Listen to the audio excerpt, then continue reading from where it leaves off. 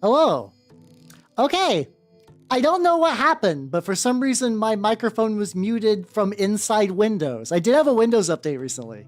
Hey, how's it going, everybody? Welcome, welcome, welcome. Let me redo all of that. I was like, oh God, no, please, today's been a good day, not now. Let me say hello to everyone properly now that you can hear my beautiful tones. My dulcet voice. I think dulcet's right for that. I don't know, something like that. Anyway, I have a good noise. So snooze the ads. How you doing, Jay? How you doing, Matthew? How you doing, Black Roses? Congratulations on your first. How you doing, Moss? How you doing, Horror Loving? Nice. How you doing, Ars? How you doing, Zetai? How you doing, Baconator and Muttgren? And also for Matthew, Supremely Noise and Nobody and Big Baka Ham. And Dark Muffin, and I think we're good. Yay! Pachi, pachi, pachi, pachi, pachi. Lori and Minnie Mouse had a grudge. At one point, they told her, Mickey... What happened? Hi. How's it going, though, everyone? Now that I am back. How's it going? How's it going? It's, check it out. It's time for Genestealers. These guys are a little bit modified, like I did the Turnip28 stereotypical, like, toughs. I've also tried to put, like, I still gotta finish off these little lads as well, but, like, they're, you know. Oh, yeah, no, these guys are extremely sharp. Gene famous stealers. Oh, no, don't steal her. She's nice. The Aussies need her to boost morale. Collectively as a country. But hey, how you nerds doing? How you nerds doing? I've been having a good day. I might be doing a fun magic thing in the future soon. Maybe we'll find out. Signs are looking pretty good. And things are going good. I got a bunch of work stuff done yesterday. Been picking up some work on a freelance project because Lord knows that the new models it's new outfit. I'm not really changing much, but I can definitely feel deep in my jelly bones that the rigging on that's gonna be a huge pain. How you doing, Turtle Sages? How you doing? Yeah, it's for context, these are Genestealers, but these are the Malstrain ones. They actually are like so big that they fit. Like these are 40 mils, which this is like what's it called? This is some bark, and we did some like texture paste and some cork. A lot of my bases are now have like at least like 4 or 5 different materials in there. There's a lot of shit going on in my bases, which I feel pretty great about. Oh yeah, no, yeah, being sick in bed is the best time to watch movies. I remember I had like a really bad cold maybe like 2 years ago. And the only thing I could really do was watch movies, so I got Shudder because I really wanted to see Phil Tippett's Mad God. And I'm going to be honest, Phil Tippett's Mad God was probably the perfect movie for that, and also the worst movie for that. Because I was in a lot of pain and my head hurt. And also that movie is fucking bug shit wild. But it was... I think being slightly out of it, weirdly enough, improved the experience. I think the experience of being just like slightly out of your gourd in sick agony is perfect for Phil Tippett's Mad God. But yeah, definitely take it easy. Yeah, definitely take it easy. Also, I'm kind of amazed that this is a speed paint, yet it is reasonably thick. Like it doesn't like a lot of speed paint will like pool and like kind of maybe I'm just doing it too thick. Maybe I do just. So let's just add a little, or that, or maybe this isn't bright enough. Maybe I should be using pure white instead of gray. It's fine though. It'll get dry brush and everything, so it'll be all good. So yeah, I got a bunch of these guys going. That's true. Maybe I do need to mix the shit out of it. Vortex mixer, baby. There we go. I just do think inherently this Thunderbird blue is like a pretty thick color, which considering what I'm using it for, I don't mind that too much. Like that's kind of a feature and not a bug. This is a bug, but the paint is not. There we go. Oh yeah, let's go. Oh, the Zoids are Zoids are a franchise that I knew if I would have run into when I was younger, I would have loved. I still conceptually like Zoids, but like I've never watched like a Zoids show. Like I know that they're like cool robo animals, and I saw like a really bitchin' Zoids hermit crab the other day, and I was like, ooh, yeah, kind of. Well, well, I would actually argue that weirdly enough, if you like Trench Crusade, you'll probably like Phil Tippett's Mad God. Where it's like a soldier sort of going through this like weird hellscape battlefield thing, and like everything is just like horrible, groaning, nightmares and like monsters shitting themselves to death. It's a lot. I think if I remember, Phil Tippett's like the guy who did a lot of the puppeteering stuff for like Jurassic Park and whatnot. And he wanted to make this movie for years. Like, I think this is like one of those like, I need to make this movie before I die. And it just kind of like, you know, was a very intricate process. But it was pretty good. There's no dialogue either, which is an interesting choice. Here's Puppet Ear. Hey, I kind of like that one. I like a Pinocchio one that's not stupid convoluted, so that got some points for sure. This guy. This definitely good. I'm gonna need to like not even get like multiple coats. I just need to be able to like let certain bits of it dry so I can grip other bits. All these beautiful, beautiful Genestealer boys. This is also one where maybe sub-assemblies would have been good, but the parts that you could use for sub-assemblies are a little tricky. So I was just like, well, I'll just do it. It'll be fine. It'll be fine. There we go.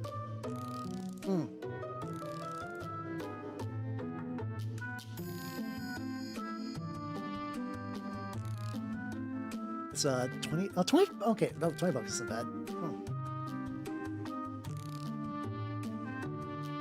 There we go, there we go, there we go. I have so many of these lads to get going. I guess I can also add maybe like a little bit more water too. Also, now we're back from ad break. Also, fuck yeah, 4 years. Let's go. Yeah, it's I don't know why this fall I've been like acutely aware of the passage of time. I think maybe it's just because like fall is a very introspective season. Like and if I was like, I don't know, like a pilgrim or something like that, like, oh, I must prepare for the harvest and make sure that the winter wolves don't eat me. So I'm just thinking, I do be waxing, yeah, indeed. Maybe even poetic too. That was a joke, but yeah, I don't know. It's been neat. It's been neat. I think overall 2025 has been a good year because it's been a year where I've been doing a bit more like personal self-evaluation. The big titty girl with the whip. Oh, I was really baffled for a while. She's Westphalia is doing another communicant, doing like a big Kickstarter thing, and this is their version of a communicant, but a lady. Yeah, as opposed to waxing literally, which is very painful. I don't know why people do that. I mean, I know why people do that because they don't want hair anymore, but seems like a lot. Seems like a lot. Yeah, this is like, so I have like 3 different zoom levels. I have a medium zoom, I have a far zoom, and I have a close-up zoom. And I actually weirdly you'd think the medium would get a lot more use, but it really doesn't. The medium does not get nearly as much use as like all my other zooms. So like sometimes I will like pull up a thing and it will just remain here for like a long time compared to the others. You know, she does have some fat bonks. You are not wrong. I assume that's the goal. Like, Trench Crusade is, what's the best, like, it's interesting because like I would argue 40k is an entirely sexless setting, like for the most part. Like, do people in 40k have sex? Like, yes, for you know, the species must continue. But overall, it's relatively sexless. It's like, you know, like, what are the main characters of 40k? Space Marines. Sorry, just Space Marines. We know who's on the boxes. Even if I don't agree with it, whatever. And what do they do? They are brainwashed children that are now just running around. All they can really do is fight and murder. Romance isn't really a thing outside of like very, very like it shows up and like some stories will focus on it, but like, yeah. And like, mind you, Trench Crusades like mostly got that kind of like, it's because I think it's coming from that tradition of like Inquisitor like 28 like scene stuff. You get a lot more like nudity and just like sexuality is like a horror aspect where it's like you get like, yeah, it's like she's a big bitch with big bonks, but she's also like a heavily mutated abomination thing, and made with Jesus blood. Like usually communicants aren't having a good time, but there's still like something there. And it's not even necessarily like nudity equals like big sexo for like a lot of stuff, but like I think it's just the way things are portrayed. It also probably helps that the baseline protagonists of Trench Crusade are people. Like communicants do exist, but they're not like the protags. They are arguably like were the mascot. I think Artillery Witches kind of took that from them, funnily enough. But like your average person, like, oh yeah, average person has like wants and needs and stuff in a way that's relatable, as opposed to like genetically engineered warrior monks that even in the context of 40k are like, I feel nothing. I feel nothing. Like, I just finished a Carcharodon's book, and like a reoccurring thing that happens to a couple of Carcharodons is they begin to remember a little bit about their childhood. Like, one guy is starting to slightly remember his mother, and he hates it. They hate it so much. Because at this point, like, it doesn't do anything to their current life. Remembering their mom is nothing but downsides to a space marine. That's just like that's nothing that like you can't really do anything with that knowledge. Like, what do you like? Let's say you do fully, like, I don't think they like totally forget their parents, but like depends on the chapter really. Like, I don't know, like salamanders and also like ultramarines still maintain like some family ties. But for a lot of chapters, like knowing who your parents are and like visiting them, like won't even cross your mind because you don't give a shit. That is not shooting heretics with a bolter. Like, why would you care? Why would you possibly care?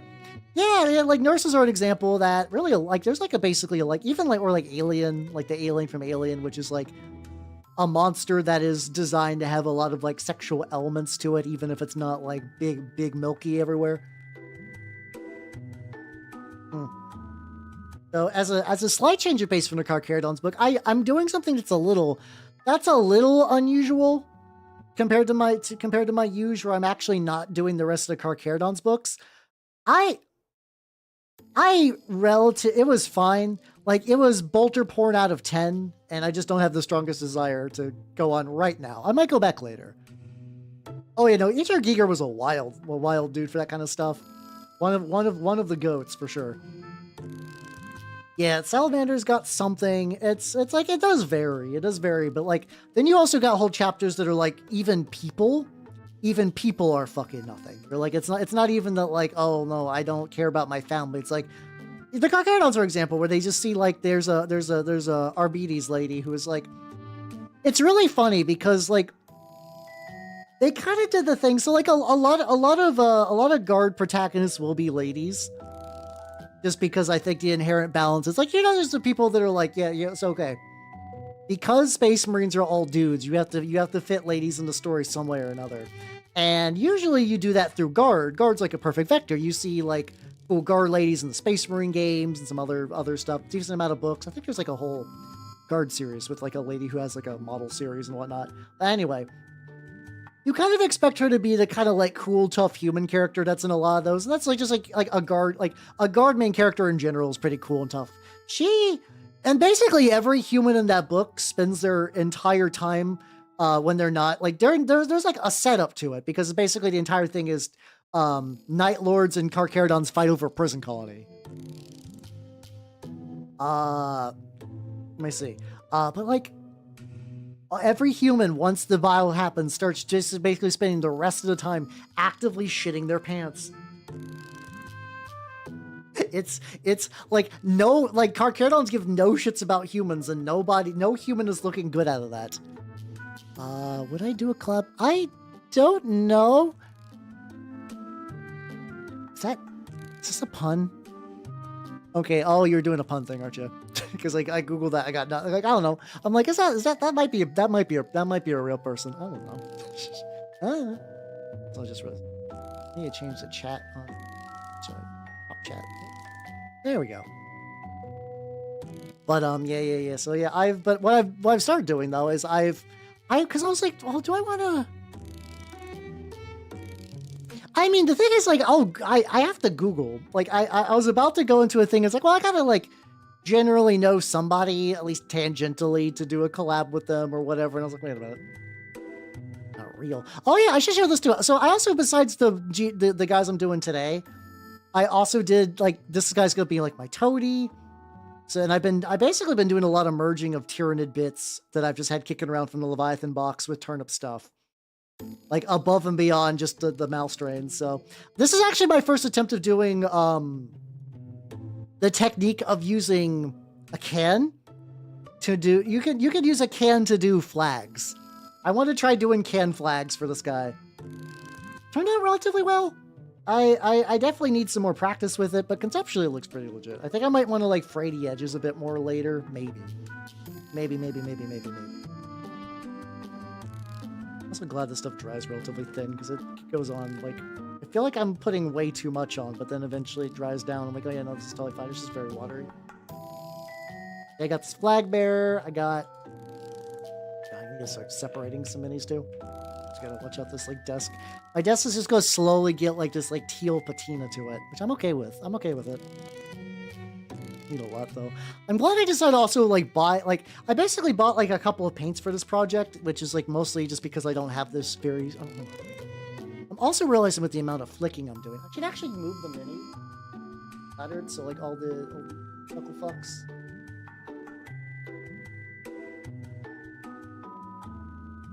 Cats. Rat, this guy. I think I should protect basically everything. Yeah, I've been actually having a lot of fun merging Tyranid stuff. It's been great. Oh fuck, I keep forgetting though. So the thing I was talking about is I'm going to do the second Caiaphas Cain book. I'm currently reading Caves of Ice. And I will say it's a bit it's kind of refreshing to go back. It's like, especially because like the first one was a lot of like, this is who Caiaphas Cain is. Now that I'm kind of going into another one, I'm like, oh yeah, okay. Like you can kind of tell because the first book I think was like the full length of a typical like 40K book. This other one, like the audiobook version's like 6 hours. It's really short. I think the only reason I ended up getting it was because it was in like a collection with the other one. I think it was like a bundle or something like that. Otherwise, that's a really fucking short book. But so far it's been pretty neat. It's basically just going to an ice planet. Like, oh no, orcs. I mean, it's not even, there's no surprise orcs though. They know the orcs are there and that's where they're going, but like, it's been neat. Yeah, these are going to be part of the same cult. These are going to be like my sniper dudes. These are turnip torsos. And usually these turnip torsos will have like a backpack kind of built in. And what I have decided to do is instead of putting the backpack, I just took bits of like I think it's Termagants or it's Termagant with the gun. It's Hormagant with the blades, I think. Yeah. Well, it's not only just a preferred enemy, they're also like, oh, thank God we're back on a frozen hellscape. And Caden's like, I don't like this. I don't like this. It's so cold. Whenever I breathe, it hurts. It hurts to breathe because it feels like ice is penetrating my lungs. I'm not doing well. And there's just like, they're not quite doing so. Like, have you guys ever seen like a person who is like grew up in like the Midwest? Actually, probably not even Midwest. More like I don't know what you would call like Wisconsin area. Is that kind of Midwest? The kind of person that just wears like shorts in the winter.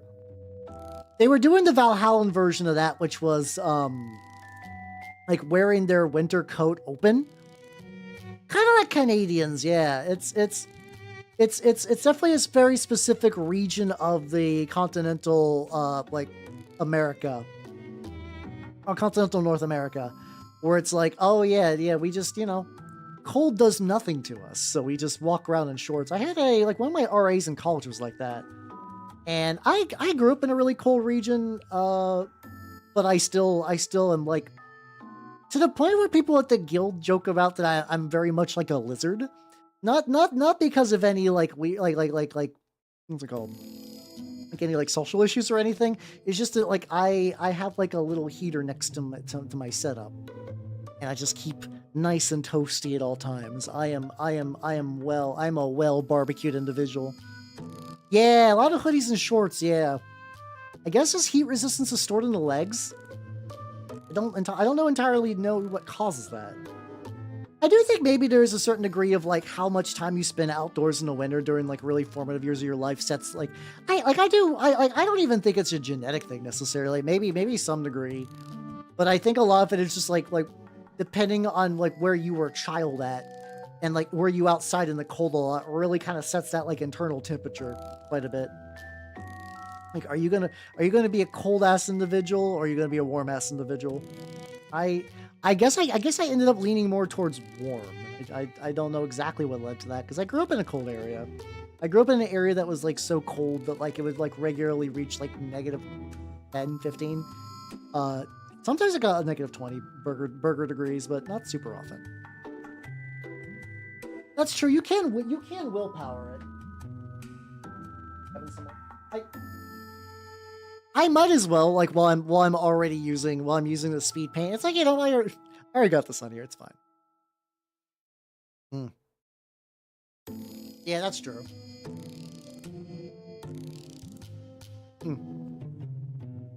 There's also some people that purposely, like, I've heard for years that, like, oh yeah, no, taking like an ice cold shower is good for you. Like, apparently it's like, oh yeah, no, it's like good for the skin, and it like wakes up your body naturally, and it's got like, there's like, I feel like every time I hear about like taking a cold shower, I get hit with like a list of like, well, actually, no, this is the best thing ever, and you should do it. And I've tried it. I've genuinely tried it. I've been like, okay, you know what? I'll do it. I'll take a cold shower, and it's, I hate it. I hate it so much. Also, these are going to be my Turnip28 brutes. These are just the upper, like the other ones were kind of like mixtures of turnip and like termagants, like where it's like I cut up the bits and I put them into the bag. These are just like top half termagant, bottom half man. I'm okay with it because they're supposed to be turnip brutes, which is very much on brand for the sort of fusion nonsense. You want somebody who's going to be bulkier, but not too much bulkier. Is that like from like an experience thing or just in general? I've never felt the need to be like, I need to calm down, like boner wise. Clearly I should take a shower. maybe for some people that does work though. Like maybe some people need that. I don't know. I will default to your wisdom on the matter, knowing that I know nothing in that area. Also, a couple of these, wow, so the thing about the sculpt for these is that, like, usually this leg would actually be connected to the old, like, the termagant leg, which, you know, makes sense because, like, most people aren't doing what I'm doing, but when I was actively trying to, like, cut off the legs, it's like, sometimes I could preserve the arm and sometimes I couldn't. And when I couldn't preserve the arm, I just used a regular turnip arm instead, so that's a fun little bit. I do like how it took for me to make this, like, horrid abomination, like, hybrid nonsense creature. And I was like, oh yeah, no, this is what's getting me excited for Tyranids now. It's this bit of bullshit. Yippee, let's go. And I very much believe that all these are going to eventually need me to go back and hit it up again, but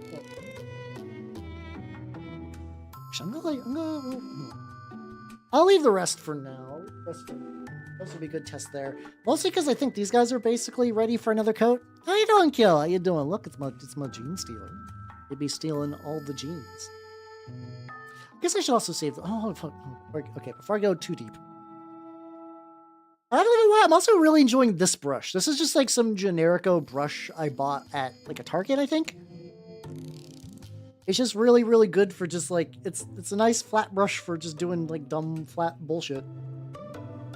Hey, there we go. Then these are their bases. Let me get, let's get some dark gray on there.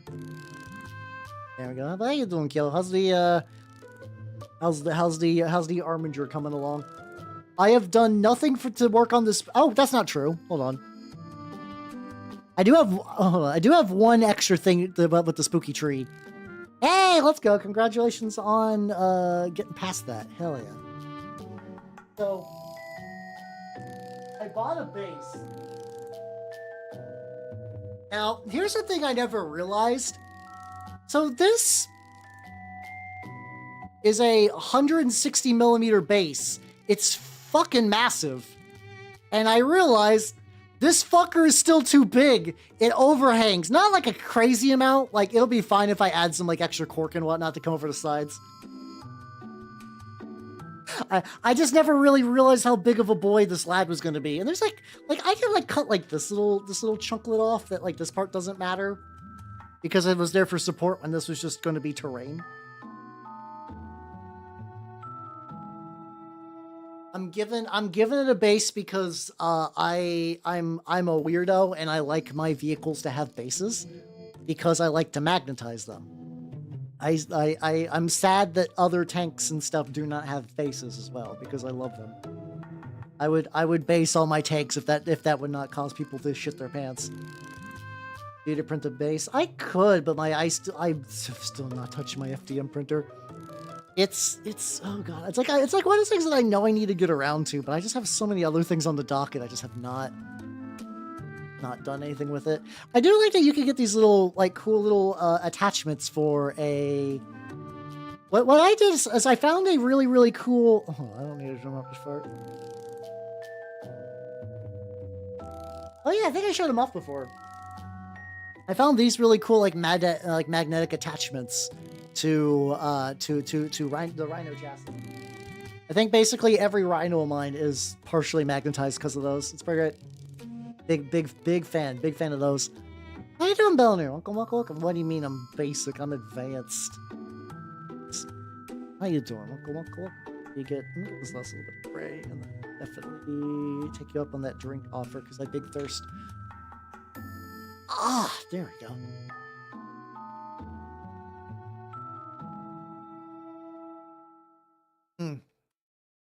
There we go. Yeah, I'm basically advanced. That works. That's a combination of words that makes sense. But yeah, I don't know. I like my bases. So I really like these. I use them like a decent amount for like I used it for my Lord of the Rings wargs, and now I'm using them for these guys because why not? You could like technically you could use your own bark, but I remember for a while I didn't have like a good set of bark near me, so I would order these like big clumps of bark off of Amazon. I think it was like maybe like 10-15 bucks. And these were like nice, like and like you basically what you can do is the way that they're structured is you can paint them a gray and then dry brush them and sort of recreate sort of like a slate rock look. It's really sick. I'm a big fan. They take paint really well. You know you gotta prime them like usual, but like the end result's pretty nice. The end result of these is like really nice. A nice big boulder. I also have like little turnip helmets integrated in as well. Because I want these. I think the ones I'm doing right now, like they got some stuff. They got the tufts in them, but they don't super duper read turnipy to a huge amount degree. But that's fine. How you doing, Nintendo? How you doing? Welcome.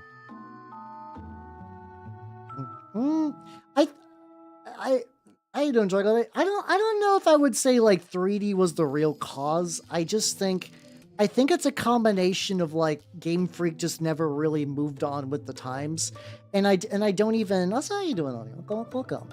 And I don't even mean that as in like you have to be like photorealistic. I just don't think that they really ever fully like learned how to do a lot. I think they kind of did that thing where it's like you just keep doing what you know forever, and then like to some degree, you gotta slightly at least kind of like move with the times. You do got to learn and adapt and try out new things. Also, Nintendo probably like has them on a pretty tight deadline. I have to imagine that Nintendo is like, yeah, no, listen, we got merch to make. Merch is where our real Pokemon money is. It's cool if people like the games, but like we don't give that much of a shit. This game needs to be out on X date so we can begin selling cards. So welcome on this side. How you doing? Oh yeah, Mr. Dissolve. I think from what I understand, Mr. Dissolve Putty is functionally a lot like pre-made Sprugoo. It's really good. It's really good. Oh yeah, I'm not the person to ask Undertale questions. I don't know nothing. I played Undertale when it was new, and I was like, that game's fine. And then people on the internet kept going fucking nuts. But yeah, no, I'm actually probably due for more Mr. Dissolve Putty. I made a bunch of Sprugoo. But I just kind of find that like the ease of consistency and everything else with Mr. Dissolve Putty is just really nice. Mr. Dissolve Putty is life. Mr. Dissolve Putty's love. The planet. Look for little bits that I just missed, or like I don't. The nice thing about this stuff is it doesn't seem to rub off. I keep feeling like there's a lot of like speed paints. It's like they'll like rub off or whatever. No, these guys are trying. The little head fused into the carapace has turned out really well. Very happy about that. I wonder if I probably in theory, if I would have thought about this and I had the time, I just did not have the time because I put these together yesterday, really quickly, is I do wonder if maybe like airbrushing on the you can airbrush speed paint. It actually is formulated pretty well for it. Are they statues? Wait, hold on. Oh, these are my Malstrain though. Yeah. These are going to be, in Turnip, I'm going to be running them as... I was originally going to run them as brutes, but they're kind of too big. Like, you can fit Malstrain on a 32mm base. Some people do because, like, oh yeah, no. I actually like these better than baseline Genestealers, and I agree. Like, the regular Genestealers models aren't bad. These just have, like, a lot more character and kind of, like, neatness to them. Like, they're very, like... Even compared to Tyranids, they're, like, extra alien and, like, not like the franchises and, like... They just feel strange and wrong and whatnot. It's really, really cool. Really cool. Oh yeah, Mr. Dissolve. I have tried Mr. White Putty, assuming it's different from Mr. Dissolve Putty, but yeah, Mr. Dissolve Putty good. But yeah, I could have tried to fit them, but it did not. It did not seem like it was going to be feasible to do so. So I was like, I'll keep them on 40 mils. Brutes cap out at 32mm. I'm like, well, they're too big. So I figured cavalry would be good for them anyway, because that weighs, if I run them as cavalry, they'll have a movement speed of 12 inches, which I don't think like regular Genestealers are like super duper fast. But I do think if you're just like a turnip guy and you just see one of these things just kind of like charging after you, you will shit your pants in horror. So I think it's appropriate. Unless I just use a small brush, actually. That might actually be the true way. Much as I like this big brush, maybe I need a smaller one to get in there, get up in the chunks. How you doing, Starlit? Welcome. How you doing? I'm turniping my 28. I've not tried their primer yet. I've not tried the Monument Hobbies primer. I think it's just mostly because I'm really lazy when it comes to primer, and I'm totally okay with rattle cans. I'm totally okay with like I'll use my airbrush, but like just the convenience of just going out to my porch and just like rattle canning. I really have a porch though. It's more like my back stoop, I guess. It's in the section of where like my abode would be, where like one would have a porch. So how you doing, Kine? Welcome. How you doing? I do. Ooh, that's interesting because I do like the Vallejo primer. I don't know if there's anything's changed with Vallejo. Last I heard that they were being kind of shitty with the Union stuff. Maybe that's changed. Hopefully, it would be nice if they came back because I do like their paints.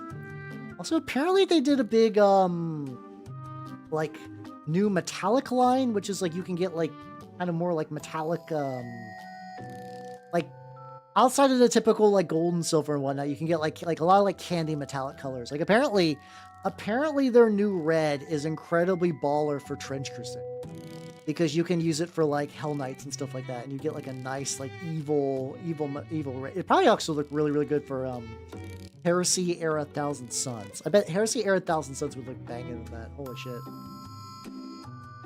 Another one of the infinite red armies in the various Warhammers. So many. I really don't know what compelled Games Workshop to make so many red armies. I don't get it. Like I'm pretty sure they, because like I can understand like you know some of the earlier stuff, but it's like I'm pretty sure when you did the Horus Heresy schemes, you chose what colors to make those. Like no ancient lore, I'm pretty sure, forced you to make red. Thousand Suns. I don't think anyone's holding a gun to your head, metaphorically. That I think that is the problem, is that red, like Ultramarines are blue and those are like the main lads, but like, you know, red is just like such a good color for war game. It's like I'm pretty guilty of this. I have a lot of red minis, which is like partially on purpose because I like having my minis like like the ability to mix and match between games is a really important feature for me, which is why I like doing stuff like this. Yeah, it can add up, especially once you get like once you get like heavy blood effects, it can get a lot. Right now, so far, primarily it's like some of my Trench Pilgrims, some of my Turnip28, and then my Word Bearers are all my red armies. I don't really have anything else red besides those.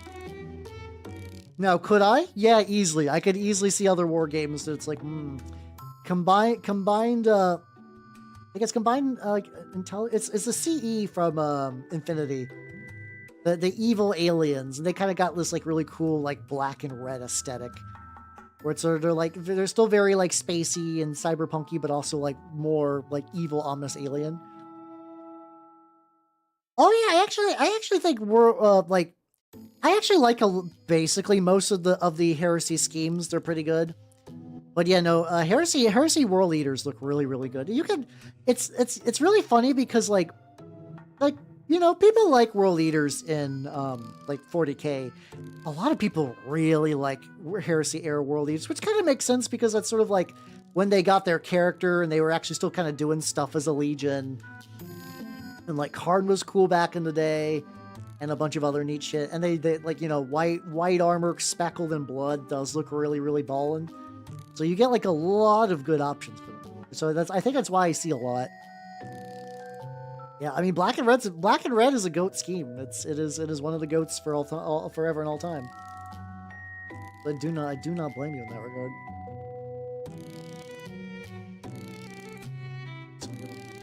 A little folds. All right, let you sit down, and we can get a little bit more on these. Sit this way.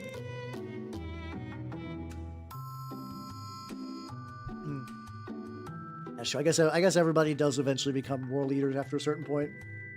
Once that blood start hitting.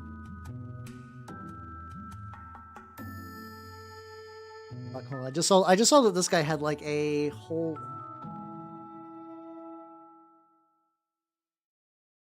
I fucked up. I think I fucked up not doing these in sub-assemblies. What was I thinking?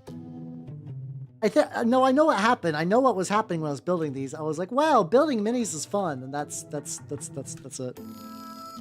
That is the genesis of me deciding to fully build these fuckers. I guess in hindsight, I could have ripped off left the arms, and probably just got like the torso and stuff. I'm sure it'll still be fine. Still not super. I'm worried about snapping off the tips. Every time I grip them by the tips, I can feel like a little like tension if I'm accidentally gripping a little too hard. Gooch. Listening to get like all up in that gooch. That'd be fun. There we go. I'll let them dry and I'll get these other ones. Oh, I think purple and gold is a good, because like purple and gold is like, this is like a really decadent paint scheme, which, you know, Drukhari and decadence kind of fit really naturally. I still think I really like the homunculi side of them more, but it is really funny. Like the couple times I've seen them where it's like, yeah, I'm just some like random Archon guy. I'm decked out in all the fucking like all the jewels, all the things. Everybody on my ship wants to kill me, depending on the day, including myself.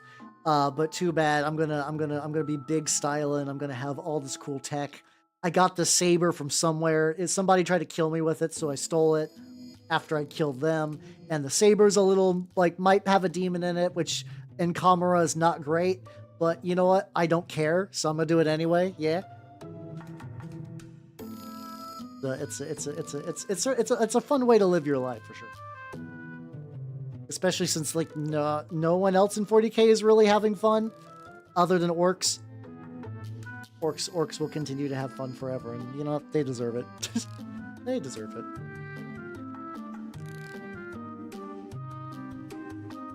Oh yeah, no, homunculi do all kinds of shit. Like I think in I don't know. I guess this is kind of spoilers, but for like in one of the books, you get to see that they created a gigantic pulsating flesh tower that just hung from the surface of Kamara.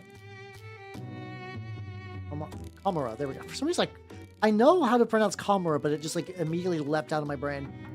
And all of them were just chilling there, and all the walls were basically just like closing like little orify and whatnot. And I was like, oh Jesus.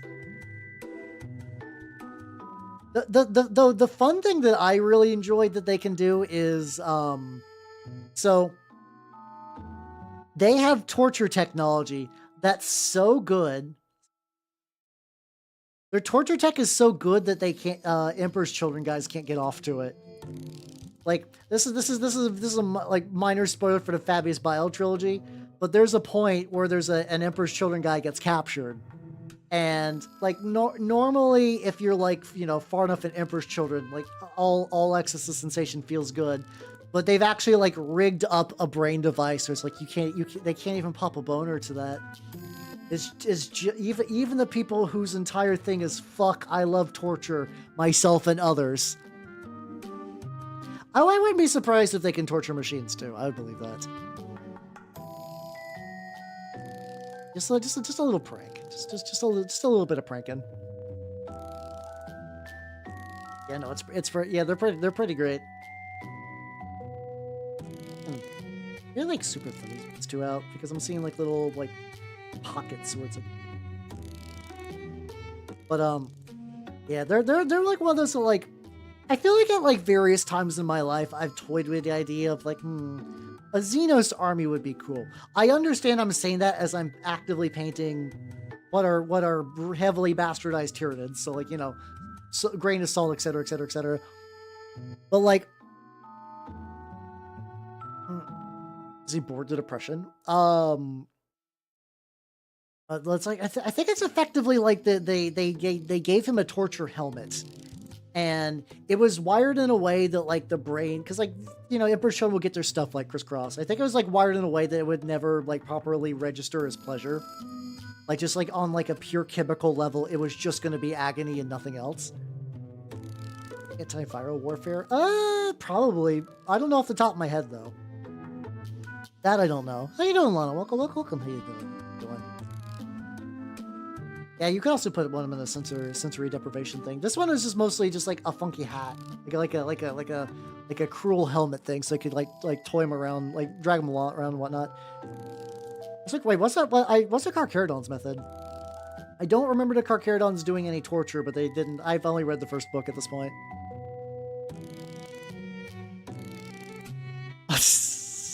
Yeah, you know, yeah. Just like, listen, everybody on our paint engine turns blue after a while. That's not. Oh God. I always like those. Like, I know they're really over. Apparently, so this is really funny because like I every now and then I will dip into the Warhammer side of Twitter because I just want to see what's going on. And apparently there's just this like forever like pissed off. I guess there was like a YouTube short that got really, really popular about like a bunch of Tau fighting a dreadnought that was like supposedly older than their civilization and other stuff like that. And I don't know how much that's true or how much is that like 40K telephone rumor bullshit. But it's like, I do really like early first contact stuff with Tau. I really like it when they're like, at last, we defeated Slanesh! Oh, they did the Century to... Oh, that would make sense for Carcharodons then. Okay. Oh, I thought you were talking about the Drukhari would do that to someone else, which I would also believe. Yeah, that's always like... I kind of find it funny because I believe functionally 40K is more or less, kind of has that like, say, like we don't really have folklore much anymore. Like and I know there's like, you know, like the age of misinformation we're in, you could take that a couple different ways. But like the idea, it's like, yeah, you don't know exactly, like, you know, a lot of tall tales and rumors and stuff, and like, you know, things getting passed around and whatnot. I guess 40K kind of operates in a similar area, but it's also tricky because part of being like, you kind of want some degree of like objectivity, like a shared consensus reality for like certain subjects. When you just want to like talk about something with someone and you're like, oh God, where did you get your knowledge from? Do you play the game? When did you play the game? Is this entirely based off of like YouTube memes? Like what is your knowledge? It's a little tricky. Also, this is a base that I integrated some Tyranid parts into, so I'm doing some like really, really rough unpainting any bit of this. I think I was using like an off-white, because I'm eventually going to go back and re-hit this with some of the same turquoise nonsense. But yeah, I'm not surprised, because like Tau aren't stupid. Like, I mean, maybe it's because the couple of times I've seen them in the lore, they've been like, okay, they are kind of stupid in the first Caiaphas Cain book. They are kind of stupid in there. Not like the worst. I've definitely seen stupider. Like, I still think to this date, the dumbest book I've ever read in a 40K thing was probably Sons of the Hydra. Because, like, it was basically, like, imagine, like, Alpha Legion wank written by, like, a 12-year-old. It was very fun in the way it's like, this is stupid. Everything they're doing is stupid. Like, there's a point in there where they basically like fired themselves out of their ship onto the deck of a Red Corsair ship, and then they blow out the blast windows. And it's like, oh, Okay. Prior to that, they're catapulting through the Malstrain, while demons are just floating around from the sides. I think the Assassin books were supposed to be like reasonably solid, so they probably wouldn't be bad gets.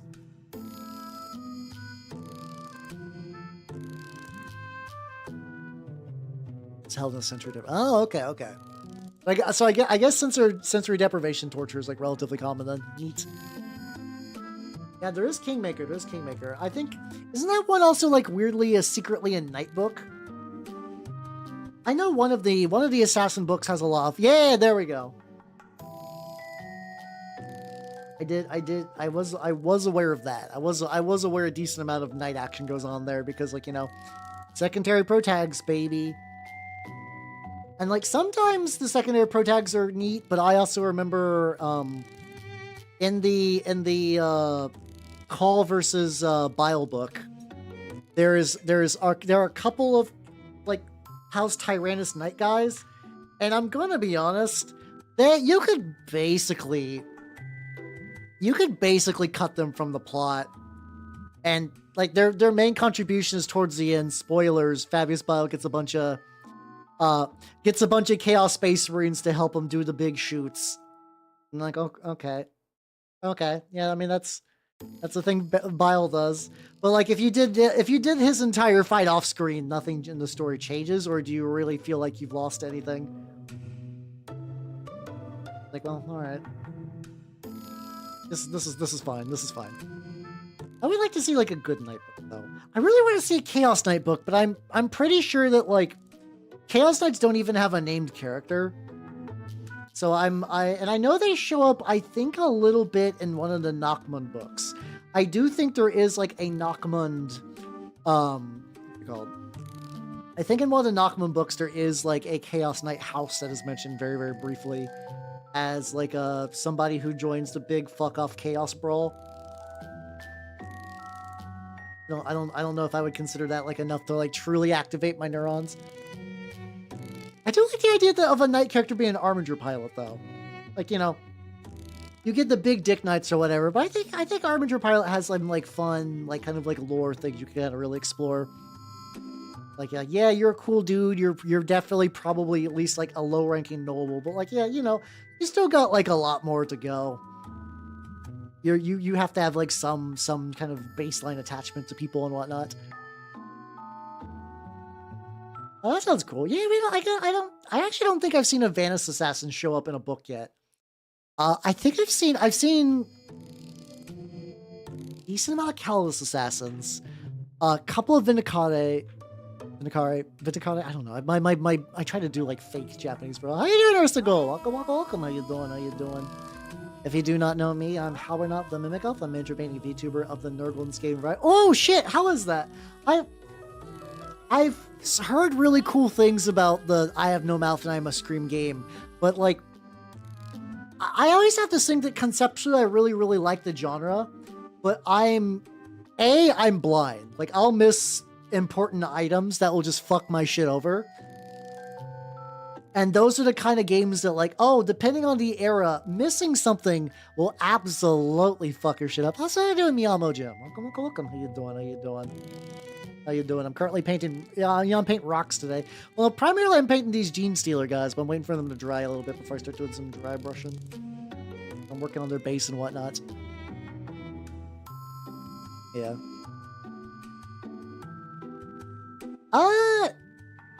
Lotta definitely closer to the last one. I think every knight is individually one pilot. Usually if you want the big tandem things, if you do want the tandem kind of like Mind-Link pilot, that's what Titans really are. So inside the, there's the throne. I forget if it's called the throne mechanic. Basically, inside each knight is a throne, which the knight pilot plugs into. Each one is basically bonded to its pilot, from what I understand. Like, I don't think you can really like flip and flop out. Also, like when you die, your soul basically gets stuck into that throne. Like, it's there for like a lot of times. It's like an intergenerational thing because every knight pilot is more or less like a landed noble. So you'll have like entire dynasties just kind of, their ghosts are kicking around. They're giving the, like, sometimes they give their kid like advice and hope and just kind of like, you know, like, watch out over there. So there's other times I have seen where it's like, fuck you, you're a pussy ass bitch. I can't believe you're my descendant. If I was in here, I wouldn't be doing this tactical retreat. I would go out and I would die in combat. And they're like, great grandpa, you did. You fucking charged a Gargant and you exploded because everybody else was retreating. Like, yes, and it was fucking awesome. That's why you should stop being a pussy, Jimmy. Don't you want to explode on a Gargant, Jimmy? You bitch. I can't believe my sperm's descendant made such a pussy. Like, there's a decent amount that are like that. I mean, you know, they talk more nightly. I just think it's fun to make them like really aggressive like that. Like, old person with like a comically foul mouth is an archetype that I enjoy very greatly. So, yeah. Yeah, so it's like it's you kind of do have like a weird partial Pacific Rim like mind uplink thing, but you are doing it. So you're imagine like Pacific Rim with your own family's ghosts. How you doing, Tower Shield? Welcome. I'm working on a base, but also mostly because I'm working on some Genestealers. And I think they're like, if not, I might give them like a little blow dry test. That's what happens at Kingmaker. Oh fuck yeah, let's go. It happens in the Gene Father. I think it's Gene Father. The call book, the one I was talking about earlier, that has a knight character where like one of his ancestors is like really, really bloodthirsty, and he's like, Grandpa, please. I'm trying to fight a war. Kind of like Cotton Hill. But, you know, more like I said, more like landed noble.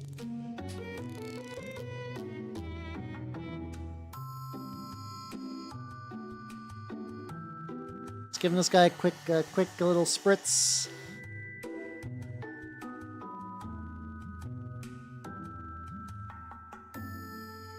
There we go. Yeah, sometimes you just got Parker shit. Ah. I need a double, like, I know I have one of the Chaos Knights codices. I think it's 9th edition is the one I got.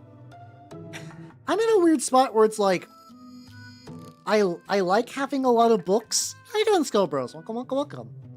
I like having my books, but there is part of me it's like, well, you know, I like having some of the older books, but like for me, like 9th edition and 8th edition aren't like the real nostalgia eras that I would want to do. Like I really like the 3rd edition books are really banging. And I did get Planet Strike, which was a 5th edition book, and that one's still pretty cool from like hobby perspective and stuff like that. It's like scenarios and whatnot. So part of me is like, well, should I just take all these books and just like, I can take them. There's like a chain used bookstore that will basically give me nothing. But currently I have a lot of them that are just sort of like sitting in like a pile somewhere in my house. I'm like, well, these aren't doing anything. Maybe. Well, this is using the Dark Ivory from Proac World. This is apparently a... I keep forgetting that they do paint collabs. So this is like apparently like a Ninjon branded paint, which is kind of neat. He's like one of those YouTubers that like I understand conceptually he's a really talented painter, but I find he's a lot of those ones that does like, yeah, top 10 hobby tips you're fucking up, something kind of stuff like that.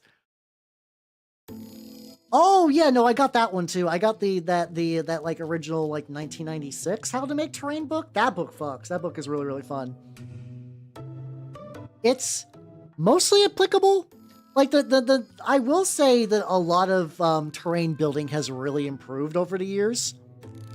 So like a lot of stuff they're like, oh yeah, just use like packing foam, and you can, but like if you can also take a lot of those techniques and just use better materials. Like I use like better cardstock, or like whenever they say use just like packing foam, just use like pink foam. And you can still get like terrain with soul, but like terrain with soul that can take a punch, which I think is a nice little bonus for like living in modern day. Are they considered collector's items? No, that can't be right. Hold on.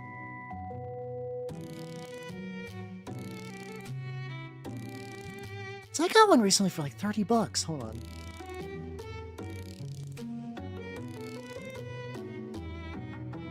No, dog. You can get the Witch Hunter's Codex for like $35 on the eBays. Oh, that's fair. Okay, if you're not looking more than that, that's also totally fine.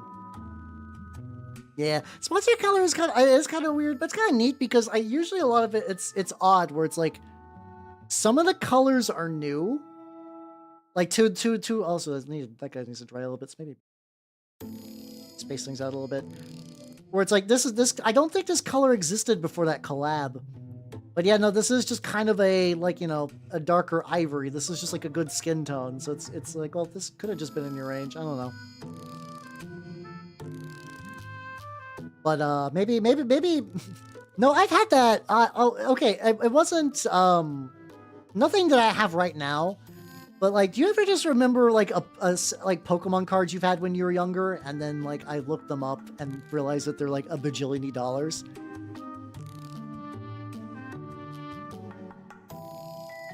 Yeah, it's. I think a lot of them are not actively because like, I think what's happening. So like Rogue Trader era books. So there's what's it called? There's a YouTube channel called like Wib and Snib, I think something like that. Wib and Snipe or something like that. Is this like millennial British couple that like does like kind of like retrospectives of older codices. And they did like a really cool one on the like one of the first Rogue Trader expansion books. That was basically like sort of had like the first campaign, which was about like an orc planet, like a imperial planet that got taken over by orcs. And I was like, ooh, that seems like it could be a fun read. I wonder how much that is. That book is like $400. I don't think third edition. I think third edition was like still in that like, oh yeah, no, this is like not that rare, not that unique for like any of the books to be expensive. Oh, that would be neat if they did some like.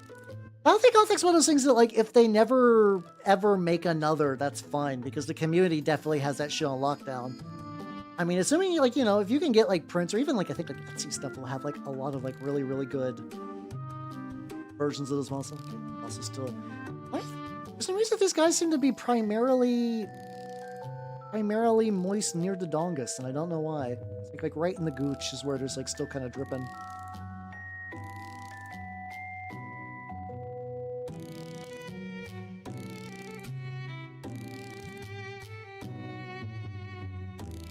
One thing that I really like what people will do is that they will, how you doing, Robert? Oh, I will, don't worry, hold on.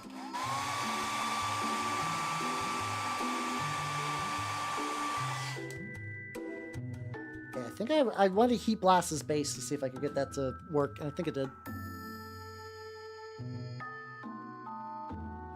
But what I really like is when people take Battlefleet Gothic minis or like 3D prints, and they'll paint them like a very like bright blue or bright green, and they'll use them for like a display. Where it's like you'll be in a cockpit and there'll be like a holographic version of one of the like a holographic version of like a ship, and it's like, ooh, I love that. I love the way those look. The best. I love that shit. See it like every now. Yeah, I think I see it like every now and then. It's a very, very neat touch for sure.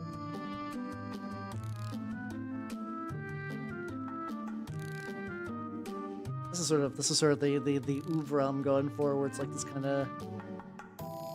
I think the other ones I got where they were pretty blue still, but I want this to be like even paler, so I'm definitely gonna be doing like a couple of dry brush layers on this lad. Also, what's really annoying about these is that these come with tactical rocks that I just could not remove because they're integrated too strongly into the foot. So I believe the plan for those will be eventually just to cover them up in like dirt. I'll just cover them in dirt and just call it even. Yeah, it's still drying. Yeah. Oh, yeah. Because like ArmorCast was like an American company that did a lot of bigger resin stuff, I believe. They were kind of like Forge World, but for like Eldar Titans and shit. Those look really, really neat, but that's also definitely like, oh yeah, no. That is where money goes to die. That's like the true collectors. I also did kind of get into looking at like some of the older like Rogue Trader era minis. Some of them aren't that bad. They're all very expensive, mind you. They are like still relatively expensive. But you can get like a couple of like the really early Chaos Space Marines for like 30 or 40 bucks. And like that'd be fun for like a one-off thing. But yeah, I actually wonder if those are even sold anymore. And I don't even, I mean, I know that they've been out of business. I mean, like, you know how like, you know, rare things will go on eBay, but some things will become so rare that like you cannot just buy a certain item on eBay. Like if one shows up on eBay, that thing will get scooped immediately. I had that there was I still think it's the rarest book in my collection, which is Maze of the Blue Medusa. That my copy of that was at one point. Eventually, that thing was like $300 for a TRPG. I think now my rarest TRPG is Veins of the Earth, which is a shame because it's one of my favorite books ever. I think it's getting a second reprinting though, which is good. So I think it's going to be getting a new reprinting, which is going to be like a pretty significant overhaul version too. So I'm excited. Let's check out this base. It looks nice.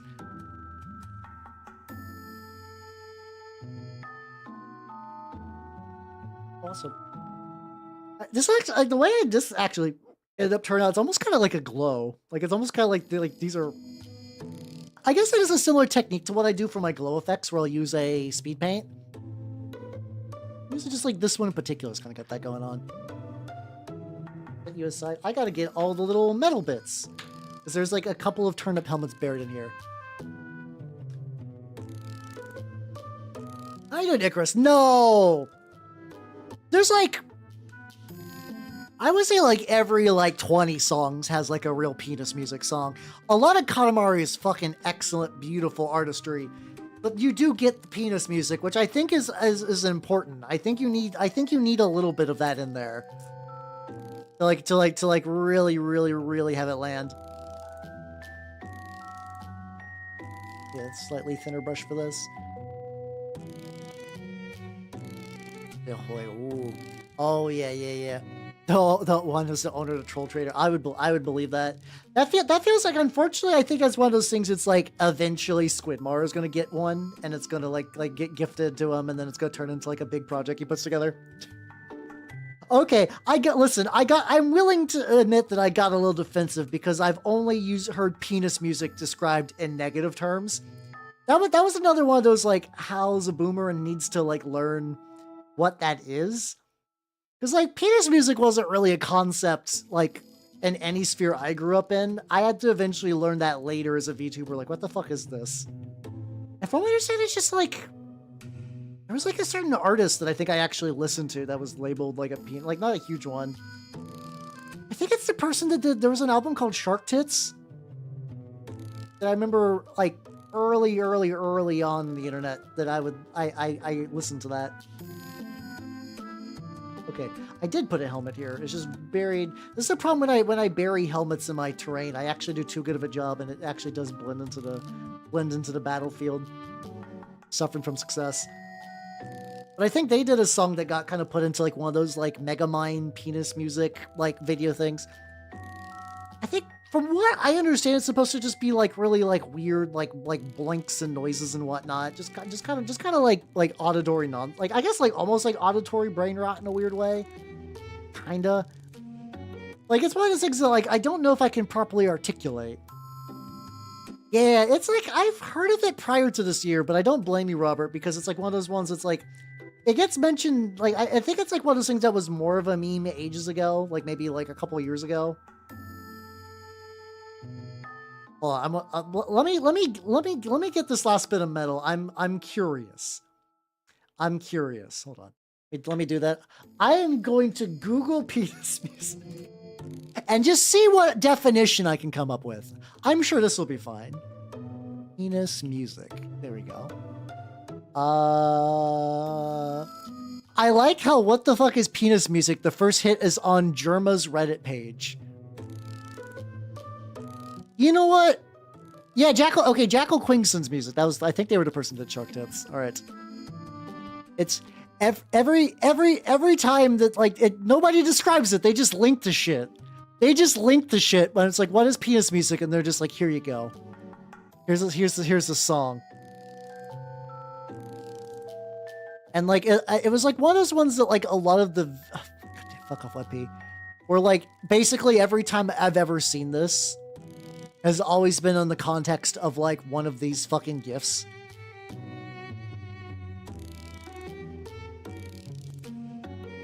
Let me put this on here. It's always like something like this. This is from a magazine, I guess, attempting to do like a scholarly article on penis music, which is just very funny. I think conceptually that's very funny that like whatever the fuck Mel magazine is, the penis music meme is beautifully absurd and 100% penis free. Thank you. Thank you, magazine writer. Got some real journalism going on. I love how every, oh god, so I don't know what the fuck is Mel magazine? Is this like, I have no idea. It's actually on this level that I cannot tell, like, okay. Huh. Anyway. Like, it's just funny because, like, immediately after that, it's just, like, recommended reading. Dicks! How big is a monster cock? Exactly. It's like, even though the article is like, this actually has nothing to do with dicks. They're, like, related. Related. Hold on. I want to do something real dumb.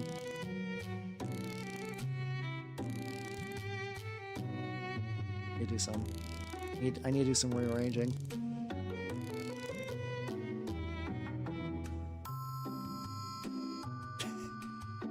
God, I wish that were me. Get some fucking legs. That gets some legs for me. Like I end up using that so much.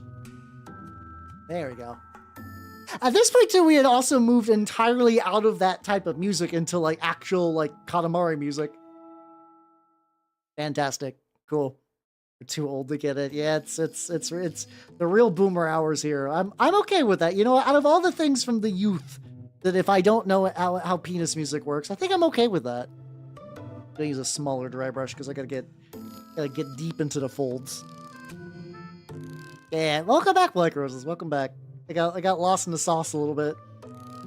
It's okay. Today was very educational. Today was very, very educational. Oh god, yeah, no, it's the joke of like, yes, I guess I do feel older every year, but also I feel older every year. it's I just saying the same thing twice, but I think all of you also understand at the same time. Get as much of this. This is good. This brush is not gonna hold nearly as much paint, so I gotta be a bit more careful. A little bit too much in the thighs. There we go. There we go. There we go. Sounds like shit on a clown. You know, I can kind of see that. That actually is a definition as close as like the closest anyone I've actually seen give one. And I could see that. I could absolutely see that. That actually kind of like slightly like gives some sense and structure to that. Wow. Okay. I gotta get the fuck out of here. I got my first. I think you got the first. You're like, well, I gotta go. Wait, what are you still? Why is this? Oh, is this gooch just accumulate? Did it just his gooch accumulate too much paint? Yeah. Okay. I just gotta dab the gooch a bit. The other ones kind of like accumulating paint in the similar-ish recesses. I think that was. Oh, like big money hustlers? Is that the you're trying to remember the ICP movie? How could you forget that classic? How could you forget that piece of cinema? Yeah, no problem. It's like it's one of those things that like in hindsight, like the more like I don't appreciate it more, but it's like, yeah, no. I guess when I put on the ICP movie, I should have really expected a movie made by people who were high. Like, it sounds really obvious in hindsight, and it really does. But it is pretty much that, like, every time, like, if you would ever listen to what your stoner friend would be like a really cool movie, it's really just the ICP movie. Man, what if there's like a wrestling segment? How you doing, Grom? Welcome, everybody. Welcome. If you do not know me, I'm Halbernot the Mimico, miniature painting VTuber of the Nerdgolden variety, giving critical review of the ICP movie, which is a movie I have seen, and it is basically, imagine your high friends decide to make a movie. That's it. You don't need to watch anymore. What mini are you working on? I'm currently working on my Malstrain Genestealers, which definitely like a very dry brush friendly model. I'm currently like really trying to hit that like balance between the inherent like tint to it. Also, Linguini 2004. Thank you for the follow. Welcome to the workshop. Trying to hit that balance between like the greens and the skin color and whatnot. No. I think it's the same one as usual. I'm gonna be real. There's a lot of my assets that I have not changed for years. Like, until I got those, a lot of my raid, like, for a longest time, my raid images were GIFs I had on my computer. No, to be fair, it pops up really, really quickly, so if you're not, like, actively paying attention to it, you could totally miss it. That's not even, like, a big deal or, like, an unreasonable thing to, like, accidentally overlook. But that's totally legit. See, free birthing. Woo! Yeah, let's go. Hell yeah. Is it from if you're doing like pirate, is it from the like Mezgeek or something like that? The guy who does like Dredge Marines, and I think he's also doing like some more like I know he's basically finished up the Death Guard line. I think he wants to do some like really fleshy Chaos Space Marine. Which is somebody who likes really fleshy stuff. Oh, different one, okay. There is a decent amount of people doing pirate orcs, so I was like, is maybe now? Okay. I did not bullseye win a prize this time. Wait, no, I thought he did. I thought he did do pirate orcs. I thought it was like pirate orcs and that. The fuck? What orcs is he doing then? I'm feeling crazy now. I know he does orcs of some sort. Maybe they're not pirate themed. Maybe they're like other orc themed. I don't know. I need to double check. I mostly just got his Death Guard releases because that's all I personally really need from him. Dry brush this motherfucker. Oh, they're just generally orky. Ah, gotcha. Good to know. He's got some good orcs, but like I don't need a lot of orc stuff. I am still putting together some stuff for the so we'll have the redeem for October stuff. I'm just gonna wait till October to collect all those. And I did get some of the parts for that. For people who have requested things for the October model, there are I got that one Tyranid gun that looks like a dongus. I got me a can of soup that I'm going to use the can for a thing. And I got some of the other parts kicking around. The other one was like a pipe organ that fires missiles. I was like, oh, I got that actually. Yay, one-page rules. Yippee. I'm like, well, I'm well stocked. I'm well stocked for that bullshit. Oh, yeah, the Goblin... I mean, I got, what's it called? What's the company? It's, Twin Goddess Miniatures. Like, getting saucy goblin ladies is the bar is incredibly low. Oh, so basically in Turnip, more or less everybody is infested by like the roots, which is sort of this like horrible plants conglomeration. So because these Genestealers are going to be used for Turnip, I decided to go that route. I decided to give them that infection. I'm kind of actually doing a fun thing where like I like the idea. So like in Turnip, everybody's infected by this root, and that's just kind of life. And they don't really notice it, or like really, you know, they'll be like mutating and whatever, and I'll be like, oh, that's fine. And then I kind of want to go to the idea that like because these guys are mutated two different ways from baseline humanity, that they kind of cross out, and they're just like these guys are deeply fundamentally aware that like, oh, genetically I'm just fucked up. All my genetics are fucked up. I'm an abomination. Everything about me is wrong. I feel sick. And I thought that'd be a fun way to do it. Oh yeah, they do. It's like them. There's also, if you want slightly, actually significantly more not safe for goblin ladies, I believe you go to beast mode miniatures. I think they got the spicier goblins. But yeah, like twin goddess goblins are good if you want to like actually like show your face at like you could bring a twin goddess goblin mini to like a tabletop RPG night, and people would be like, huh, goblin butt, and just kind of carry on with their lives. Gone grimdark and like grim bright. How I'm layering on grim, yo. I'm big grimmin'. I'm double grimmin'. Yeah, the more dry brushing I can do, the more I can kind of bring their skin back to a kind of pale whitish nonsense. And then I'm going to be using scarab green on all the spikes and claw bits and whatnot, so I don't need to get like super deep into those. I also will be using ye old enamel wash as well to add a little bit of extra color nonsense.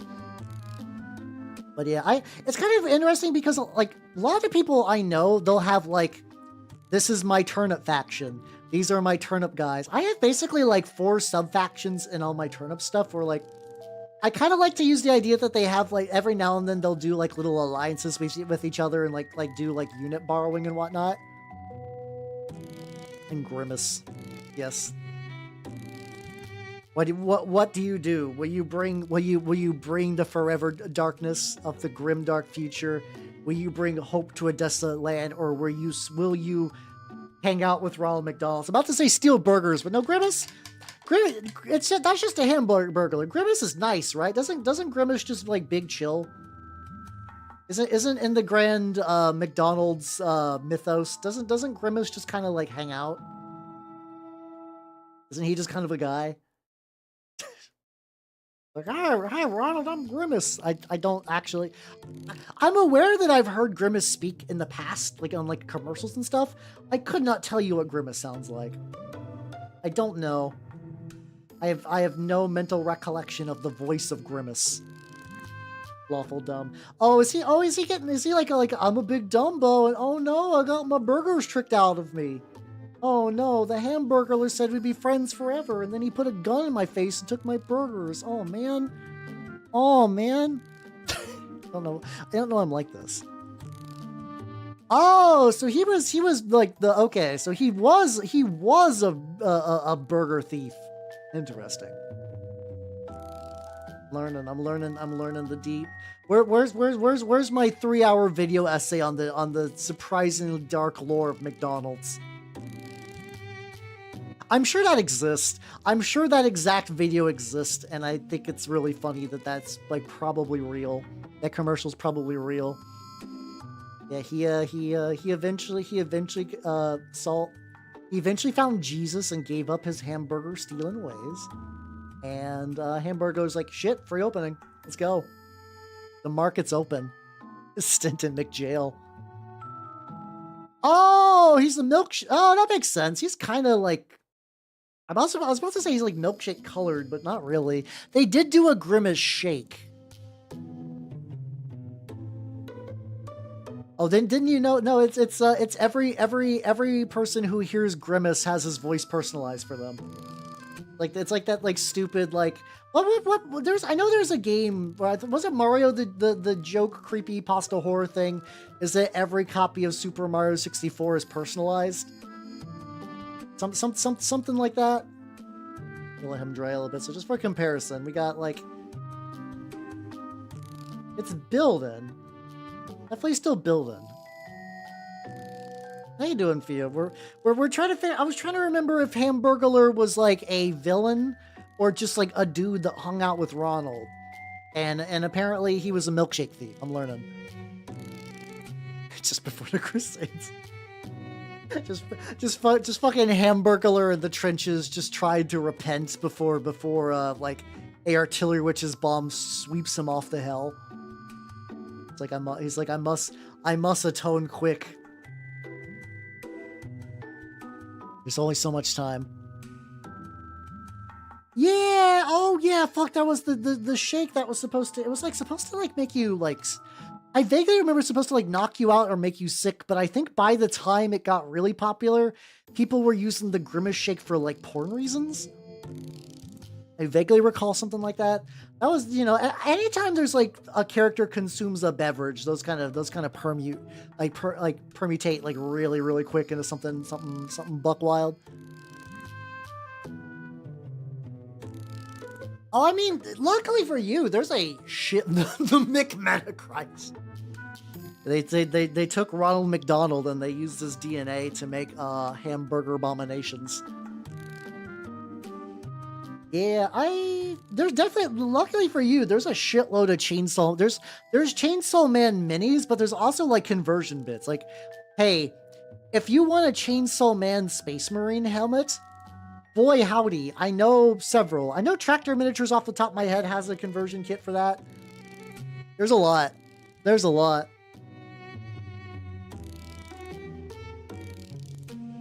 You can be eating good off of that. Need to like I said, I was actively reading Chainsaw Man a long time ago. It was like oh no. Okay. I was like, oh no, this is a hand not glued right. No, he's just got like a funky wrist tilt going on there. There we go. How you doing, Steve? Thank you for the sub. Thank you. Ooh, shit. 4 more days. 4 more days and it's the big 4-0 streak. Let's fucking go. Hell yeah. We're talking about deep Hamburglar lore. Several creepypasta. God, I know a lot of horror people that do like unironically enjoy creepypasta. I feel like every single one I've seen is the dumbest, like who was phone shit. I'm sure some of them are good. They have to be. Like the law of averages implies that there should be at least like one that's decent. But like, fuck, man, they all seem to be in. But who was phone? Let's learn your streams. Yeah, it's you you know, you can never say that my streams aren't educational. It's knowledge that like trivia is definitely the thing, but it's like trivia that doesn't make your life any better. Like you can't go to a trivia night with the knowledge I impart upon you and explain anything. It doesn't work like that. It'll just be forever, just like locked in useless knowledge that makes you dumber. And honestly, good. Good. I mean, here's the thing though. Maybe some red with like some like actually yellow with red trim. Or red with yellow trim would actually, I could see that maybe fucking. I could see that fucking like at least a little bit. I could see that being pretty legit. Yeah, just do like some machine armor, just kind of like that like chipped. Oh, especially with that new metallic red that like the Vallejo came out with. Ooh, that'd be kind of nice. Fuck you, lab. I know, it's all good. I know what you mean. That's true. I wasn't a kid when creepypasta was around.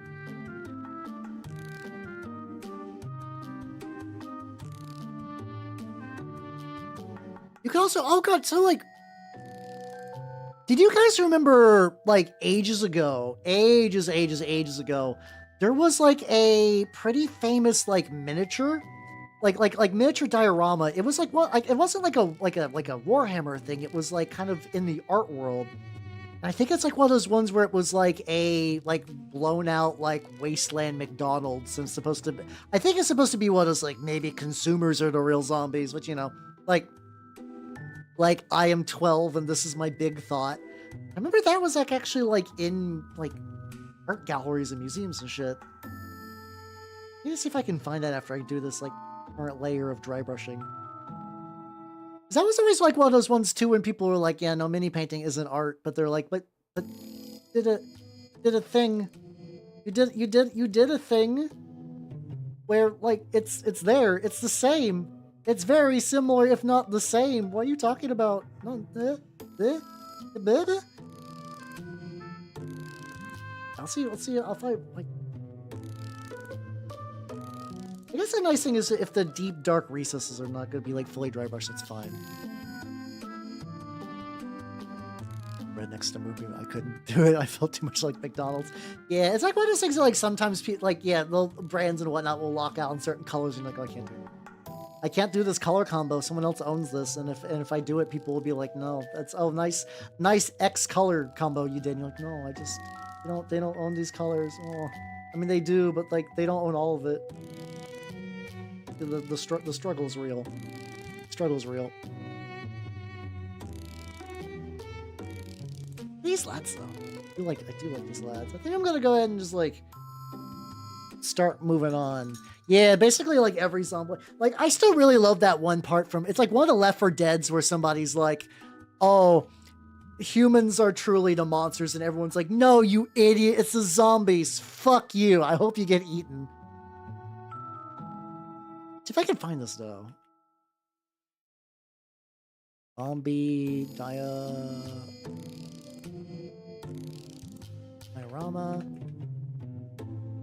I know this was a thing.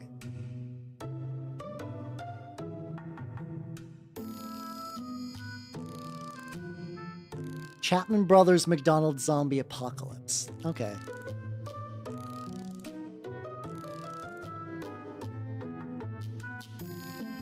Okay. I think this was, let's see.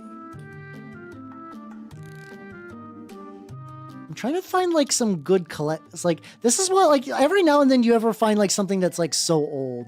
You'll find something that's, like, a really, really, really old collection of stuff, and, like, it's like, oh, yeah, here's, like, an Imgur link. Like, fuck off. I actually don't know a good way. Oh god, this is great. Artist imagines how McDonald's would look if Nazis opened it in hell. Here we go. Are there actually, I think I've ever noticed there's Nazis in here. I think this is fine. Here we go. Like here's a picture from that set. I think it's pronounced Imager. I don't care. I don't care.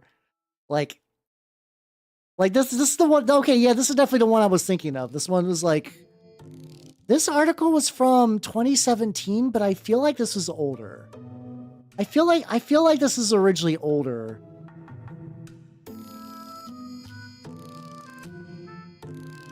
Yeah, it's okay, this is cool though. Okay. This is from the same, like, this is very on the nose. That's very, very on the nose. This thing is cool though. I like this. I like whatever the fuck they were doing here with the death pinwheel nonsense. I think I could show that. Yeah, that's gore enough. It'll be fine. I do like the big head wheel. Maybe I'll have to save that idea. I might have to violently rip off that idea for like a demon project or whatever. Oh, it's because, like, if you ever see like a gigantic collection of things getting crucified, it's as a weeb, it's hard not to think at least a little bit of Evangelion. Made by the my brain was like the raddest vegan, because that's the way that I call things rad way too much. I don't know. I don't think it's a vegan thing. I would need to double check to see if there's like an interview that goes with this. I don't think so. This always feels like, for me, it's very one of those like surface level, like baby's first political commentary thing. Yeah, exactly. The Left 4 Dead wall. It really was. It was really, really nice. But yeah, you know, there was a time where like that level of just like maybe things bad. Have you ever considered that burger bad? Where it's like, yeah, obviously, we all know that. we all know heavy consumerism bad. But I could be wrong though. To be fair with this person, I could totally be wrong. I don't know exactly what they were up to. Now that we got like a pretty decent dry brush, I'm gonna start doing the bits and pieces of the like carapace scales. Usually whenever I'd see people do these, they would kind of switch to a contrast paint. I'm just going to use this, I'm using Scarab Green.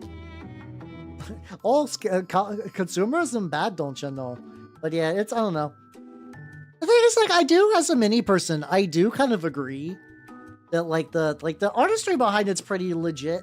Like, it's one of those things too where it's like individually nothing in there is like mind blowing. Like, I think a lot of, like, pretty much everybody here who's painted a mini could in time probably do something similar to what that person's doing. But you know, it does look nice when it's all together. That is like a good example of that, like if you ever like, man, my minis suck, paint more of them. Paint more of them that go in the same regiment or unit or whatever as the mini that you're not feeling great about, and put them all together, and you'll be like, oh wow, these look really good together. That is a real and true effect, and that'll make you feel so much better. The grouping effect of minis is extremely powerful. Where down does the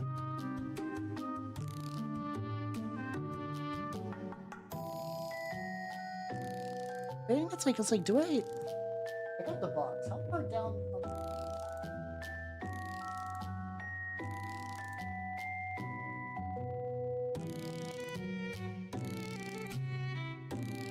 I can just say like this vertebrae onward is the spikes, and the rest will just be part of him. Happy consumers of McDonald's, true.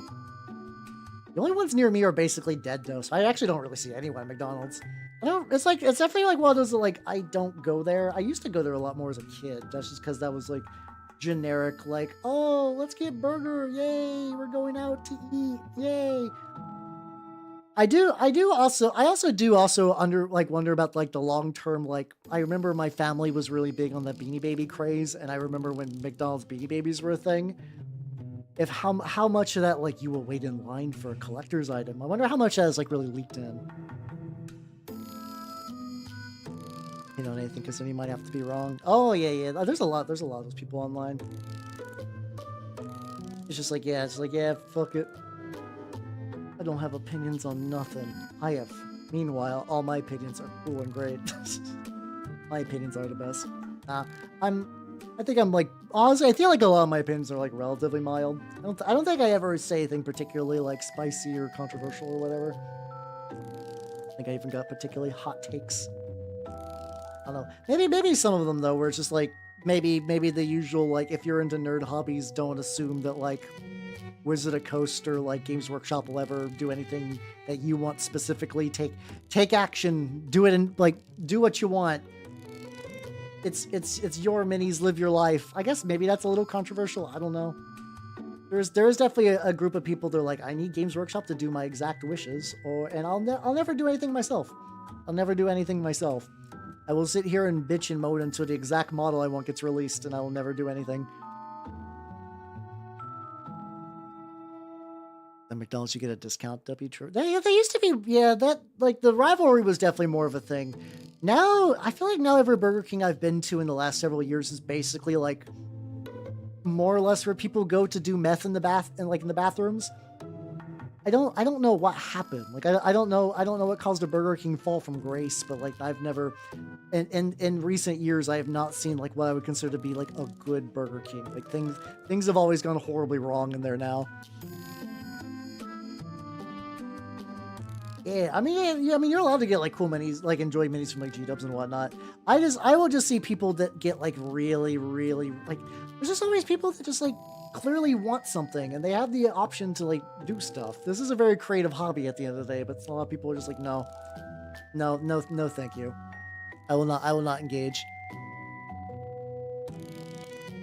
Yeah, I feel like it's just more like, you kind of know this, the Steam argument, where it's like, what has Steam really done over the years? Well, they've not shot themselves in the foot. And now think of like Origin or like Epic or like the EA bullshit. I guess EA was, what's it? Oh, it was like the Ubisoft one. Like all these other competitors to Steam have just fucked up by just like being stupid. And Steam just kind of sits there. Prime, oh no.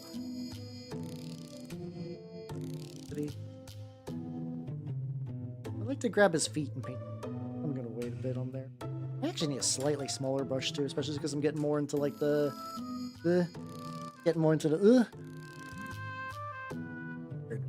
Yeah, I do wonder if it's like, well, if Burger King now is just a restaurant you go to do crystal meth in the bathroom, I have to imagine that the people that work at Burger King are not like doing it, like you're not doing it by choice. Like, mind you, like, you know, as somebody who's worked at McDonald's a couple of times, it's never like your priority location to work at. But, like, you know, if it was like work at McDonald's or get shot, I would definitely not work at McDonald's. I mean, if it's between working at McDonald's or getting shot and like a Burger King working there, yeah, definitely not going to work at Burger King. For sure. They dropped their advantage. Oh, many such cases. Like, you got a good thing, but what if we did the exact same thing everybody else did? Oh no, you fucked up. You fucked up, buddy. Stop doing that. Oh, you fucked up. So many little nubbins. Part of me was like, well, I'm gonna have to like also get like, I would still like to do the other Genestealer guys that I just did not finish. Oh, this guy's also like, oh, this would be nice. Yeah, I mean, unfortunately, that's just kind of a regular thing. The whole like wasting good food. I kind of hate that. I understand conceptually to some degree. It's like, oh yeah, no, you want to stop people from purposely trying to waste food so they can get free food. But it's also like, it can't be that much. It really can't be that much at the end of the day, and there can't be that many people trying to do that gambit. There's got to be better ways to deal with that. One homeless man in the bathroom. Hey, there we go. So look at lucky you and your nice Burger King. Because I think for me, remembering the shift was back a couple of years ago. Like, there was a Burger King attached directly to a game store I used to play at. And like, you know, like when there is a fast food place next to a place you play war games at, a lot of times if you're doing like a big tournament too, you're like, well, I could like travel to get food, or food is right there. So sometimes you'll be willing to take right there as a dining establishment. And every time it's like, oh yeah, no, I fucked up.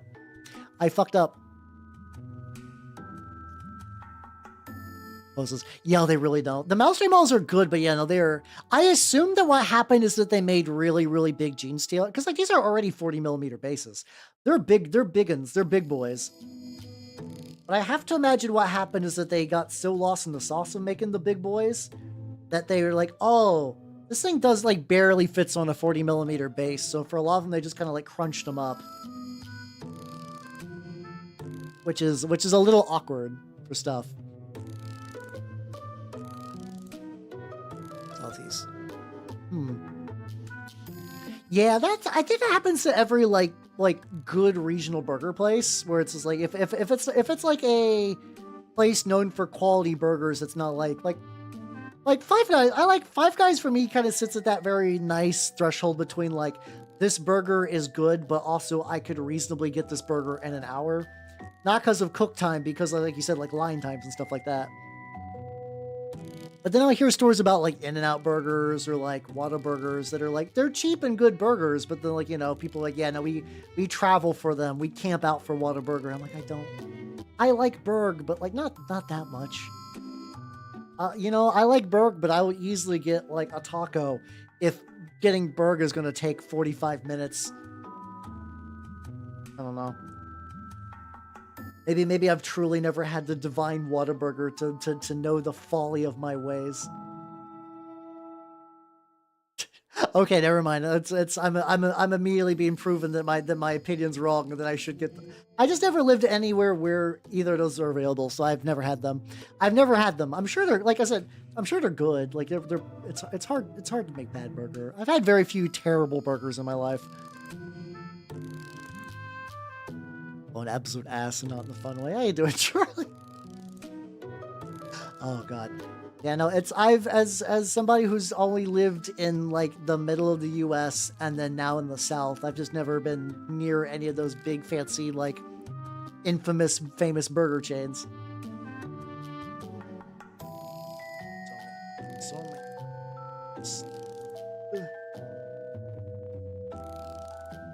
If I just keep gripping on by the legs, I can eventually come back around. Yeah, Five Guys is expensive, but it's like that level. It's like, well, this, you know, it's a good enough burger. I'll treat myself.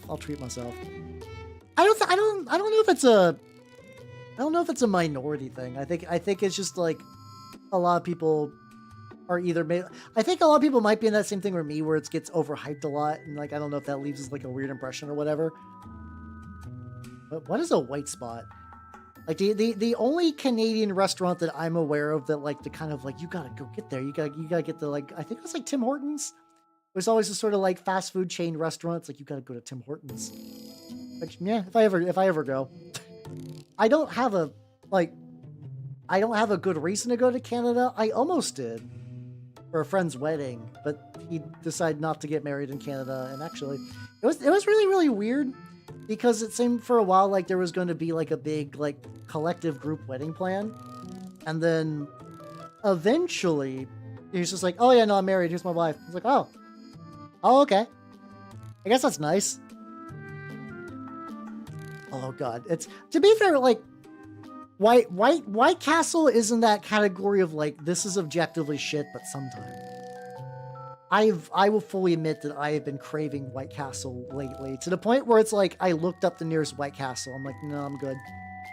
I'm not driving far for a burger nearly that shit. Even if I want it. Even if I want a garbage White Castle burger, I will not go that far. But I know deep in my heart if I ever travel and see one, I will absolutely be fucking stoked. But yippee, White Castle, I'll eat it. Like, oh yeah, no, this is why I don't eat White Castle very often. Like, I know what it tastes like in my brain, but my body's like, you know you want it. You know you want that piece of shit, right? You know you want that garbage burger. That's true. The quality is its own quality, where you're like, yeah, last time I went, it was like, yeah, I would like 16 sliders. Like, yeah, here's like $20. I'm like, oh, that's not right. Burgers shouldn't be that cheap. They're like, well, too bad. This is, White Castle's an affront to God. Here you go. I'm like, oh, cool. Neat. Complicated. I mean, I do like me some complicated mayo. I do like me mayo in general. I will eat mayo on basically anything. I will destroy mayo. So yeah, if it's just mayo with extra steps, I'm still on board. Yeah, Little Caesars is probably a good example of my feelings on White Castle, where it's like, it's bad, but it's cheap. Yeah, but like it's also like I'm with you, Icarus, where it's like, sometimes I just want it, and I don't have a good reason to want it.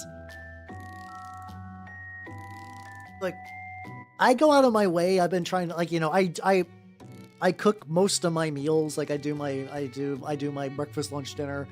I don't eat out like a super large amount. You know, trying to take care of myself. I'm getting up in age, but also every now and then my body is like, hell. And I don't know if this is just like the beast within me, but it's like, hell. You want to get some trash? You want to get some absolute hot trash, Hal? You want to get some fucking garbage? I'm like, I don't know about this, body. Like, you want garbage, Hal. I'm like, I do like to eat like a raccoon, but a raccoon that has to pay $10 to $15. I'm sure a raccoon would pay $10 to $15 for this level of filth. I don't think I've ever heard of a Longhorn Cafe, so maybe not. Yeah, it's hot and it's ready. It's hot and it's ready. What more you want? Exactly. I've never bet about this only go on the west. Oh, okay. Okay, so not only do I only go to Tim Hortons, can I go to Tim Hortons if I go to Canada, I specifically have to get West Coast Tim Hortons. That's a level of stipulation that I'm not surprised by, but I'm woefully unprepared for. I mean, that's a tricky thing though, too. Like, free donuts taste better than donuts you get yourself. So I do feel your pain. It's hard to resist. Like, I'm in a similar weird thing where it's like, I don't know what happens. Like, maybe this is like another one of those things that this might be a long-lasting side effect of my neatdom. That like whenever somebody brings free food, I just turn into like a goblin man. Just like, ooh, snack cakes. Oh, like I become that person. I don't need to. There's no like requirement that I need to do that. If like somebody brings bagels, but I will. I'm neutral to Little Caesars. I'm in that category of like, Little Caesars definitely got me through some rough nights in college, but like, it's weird in the realm of like garbage food that's cheap. I don't crave it as much as I do like White Castle or like Taco Bell. Like I don't have a similar craving level for Little Caesars, which is odd because it's not that much different, you know. Yeah, that might be like a hunter-gatherer instinct in there where you're like, I do not know when I will next eat again, which is a lie, but sure. I must get free food. Free food means that I can bring it back to the nest. I must bring it back for all of you nerds, and I will have to eat the Little Caesars, and I'll have to feed it to you like I'm a mama bird. It's my instincts are kicking in. I'm sorry. I gotta. That's the only way that I can feed food. That's all I know. That's all I know. But yeah, no, I don't get like the garbage craving for Little Caesars nearly as much. I think it's just because it was never. I do also wonder how much of the garbage craving is like places you grew up with. Like I distinctly remember like some big like. It's kind of weird because like Halo's back in the kind of like modern like mindset now because of the new PS5 remake. And I do remember going to, like, it's weird because like I was never that big on Halo, but I would go to a lot of Halo LAN parties because that was kind of like where all the dorks in my neighborhood would converge. And there was like you know, we would stay up late playing Halo. So like where you gonna go for food? Taco Bell. It's the only place that's open. So maybe that implanted that like raccoon garbage urge as opposed to like Little Caesars because we just didn't have a Little Caesars. Maybe. It's kind of, from what I understand, it's doing like generic like remake thing number 37 where like fidelity wise it's better. I mean you look at it and you're like, wow, modern graphics, but also you're like, oh, these guys don't understand what an art style is. You're like, oh, Forerunner buildings, you mean generic sci-fi like metal shiny triangles? Like, oh, you know the Needler, it's got a HUD on it now. Counting the crystals in it. What? No.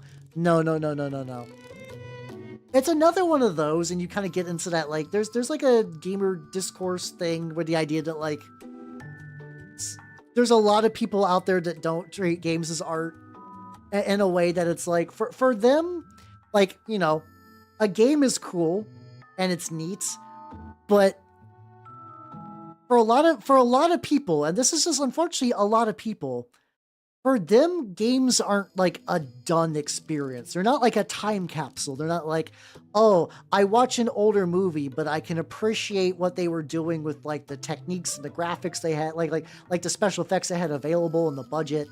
They see a game like Halo, like the original Halo, or even like the CE edition, and they're like, okay, these are cool.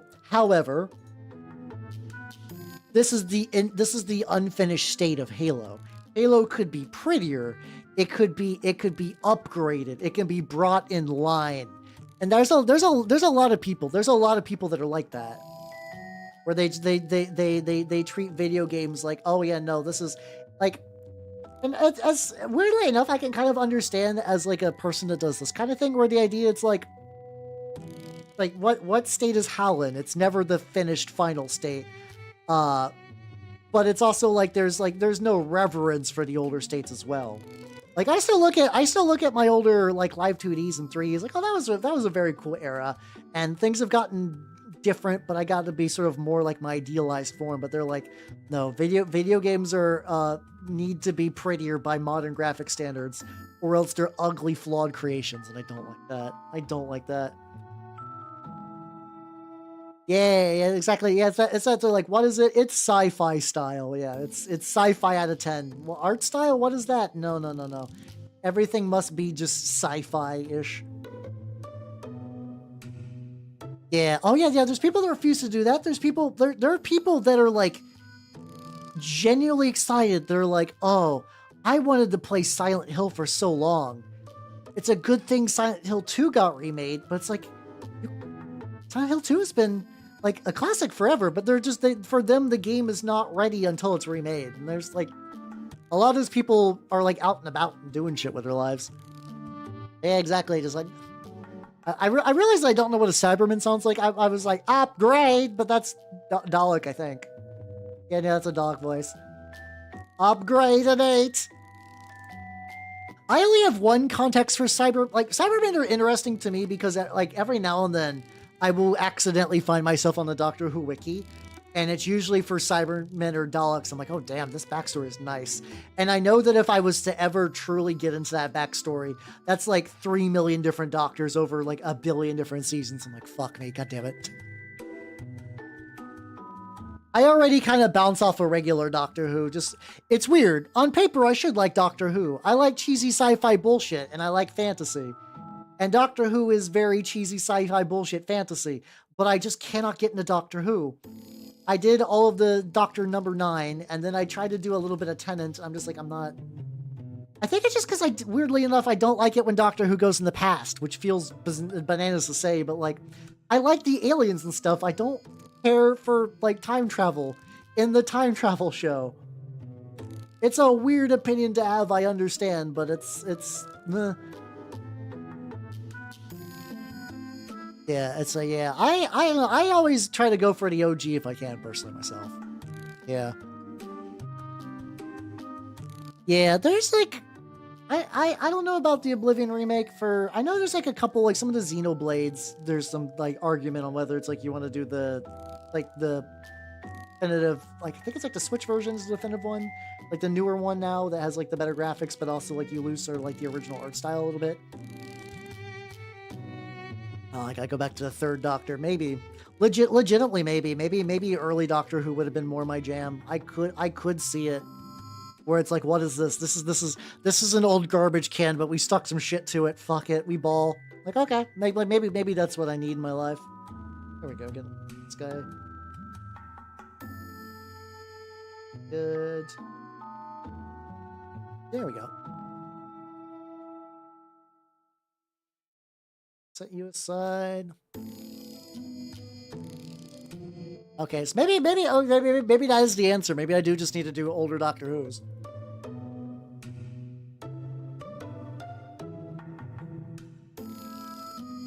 Illusion Judo. Oh, that does sound like fun. Need this. I need to do a little bit of brown on the base. I also like the more and more I use this, like the paint, the more it gets into. I'm definitely gonna need. Oh, hold on. I feel bad because I think Black Wizard's left. I got that goop. I got the goop.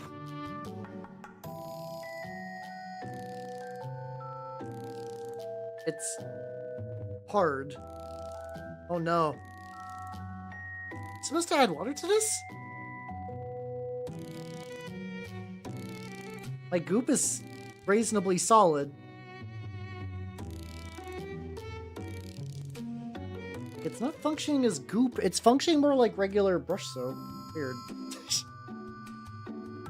I think my goop is fucked. Guys, I think they fucked up my goop. It's solid. The only reason I'm not showing it right now is because it's kind of shiny. I mean, it's still functioning as brush soap. So I guess it's working. Still very strange. Sock puppets made from fake for A. Let's go. Comments you need the roof on all the shingle ladies. Hey, I like that one. I do like that one. Oh no, you're not leaving. That's like one of those puns you usually give before you leave. So I was like, well, he's getting out of here. There we go. Yeah, how dare they all, like, yeah, I don't know what solidified that, if like, cause like I opened it recently, like I removed the plastic layer around it, but I never like actually opened the jar until just now.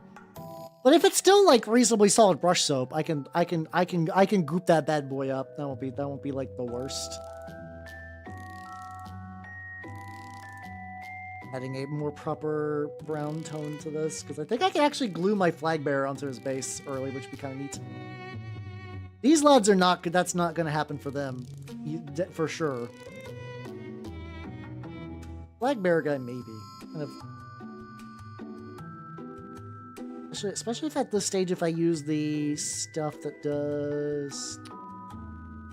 As much as I kind of like that glow, I do need that to be less glow and more like there's just like embedded bits in there. There we go. Just watch all of them in chronological order. That's what I want to do with Gundam, where it's like I started watching in chronological order and I still need to finish it in chronological order because that's the way my brain works.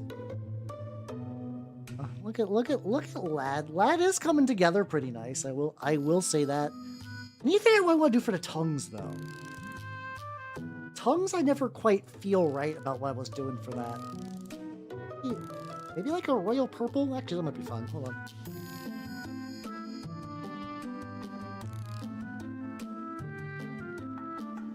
This is like the bluest purple I got. Let me shake the fuck out of this though.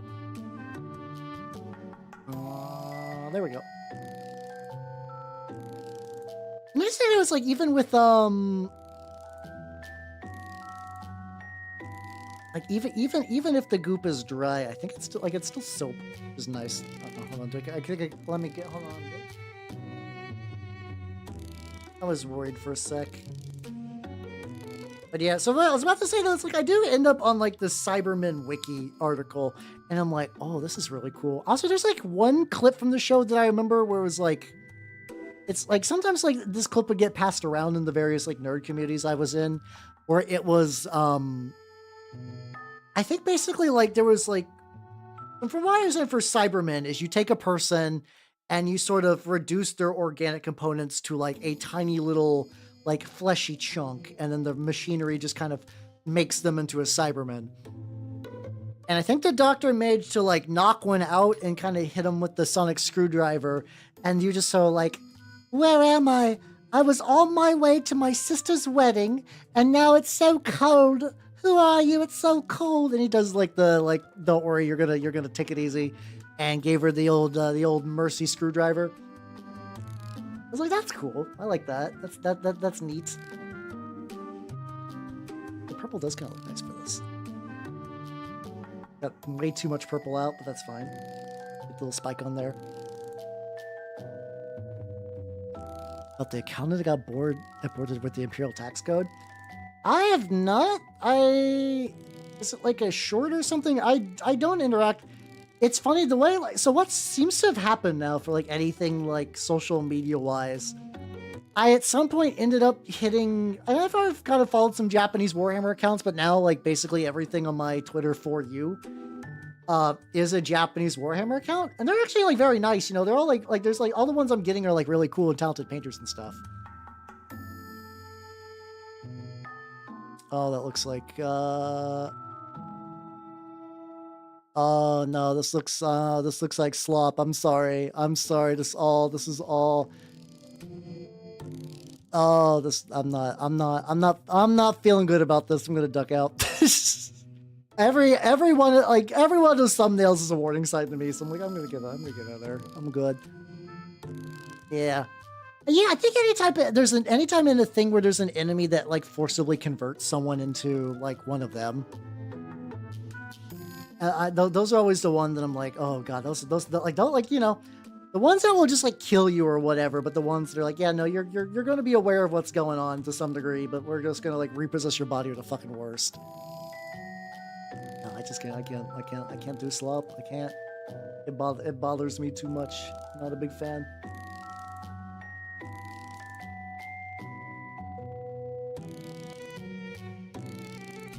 I'll have to get the rest of this one.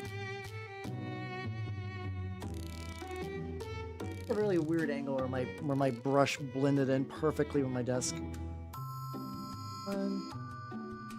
Oh yeah, this one's got big. This guy's got big tongue. Also, the neat thing about these, they come with a lot of extra heads. I have so many extra heads that are really cool. I like that this one doesn't have eyes actually. Why didn't I use that head? Or it's like a lot of them. Also, thank you for that, Andre.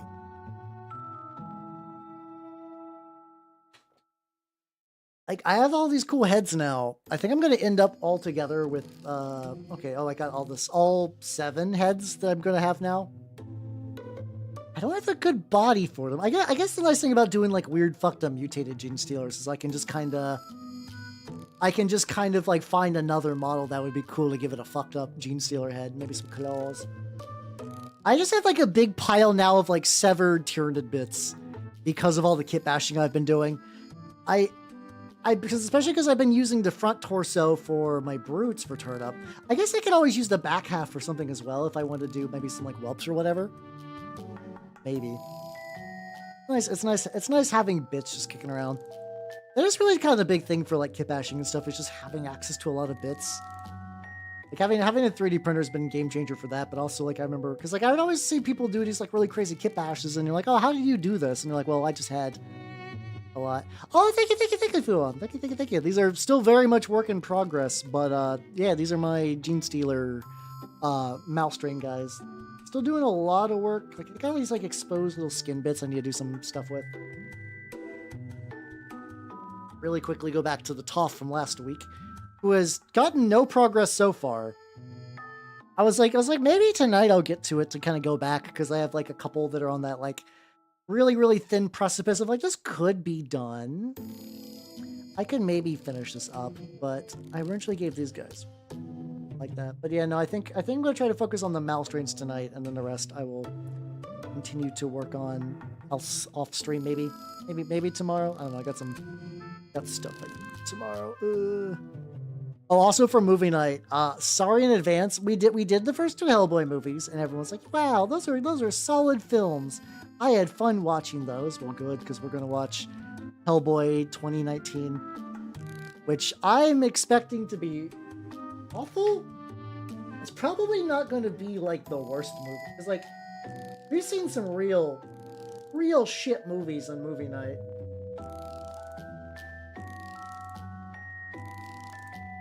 Realize all my like rats and stuff are knocked over. I'm like counterweight into my rats because I'm putting their shit on. All the lads are standing.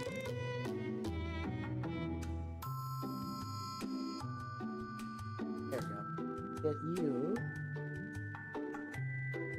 I don't really need to get into his gooch right now. If I decide to glue him like this, that would be fine. So let's do a little bit of baking powder nonsense. So get like an itty bitty bit on here. Let me scoot over.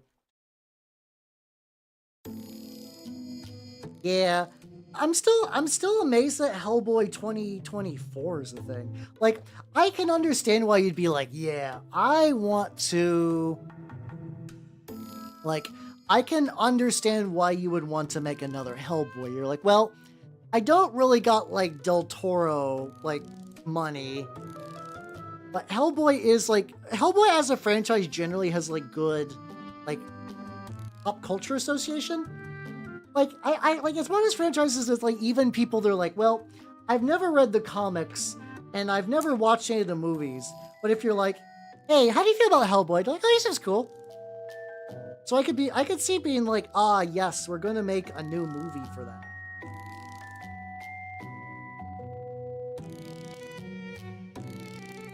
Those were not like the greatest movies of all time, but they were still like really solid. So like, it's gonna take a bit to make them not suck. Hit them up with baking soda, sodium bicarbonate. I can always forget which one's baking soda and which one's baking powder. That's why I double check that shit when I'm cooking. Got this, boy. Good.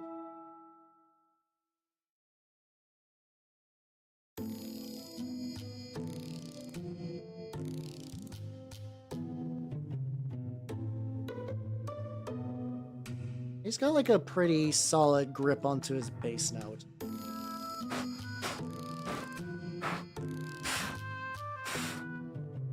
Oh, it's the same thing with extras. Ah, gotcha. That's always like one of those things that I forget. Oh boy howdy, when mixed with glue doesn't make like I'm not gonna like bend this like super hard, but it's like, yeah, pretty sturdy. I jostled that one a bit too much. Oh, I only really got baking powder on one side. I think I could have added a bit more, got a bit more grip. I'm also like that I'm doing this out of a box now. Doing this out of a box means it's like, it's less likely to get baking powder over my lap. I still do. I'm just getting like a little bit more. I really need to make sure this guy's like, unfortunately, because he's only got one connection point, I need to be like really fucking certain. I need to be really fucking certain he's locked on there.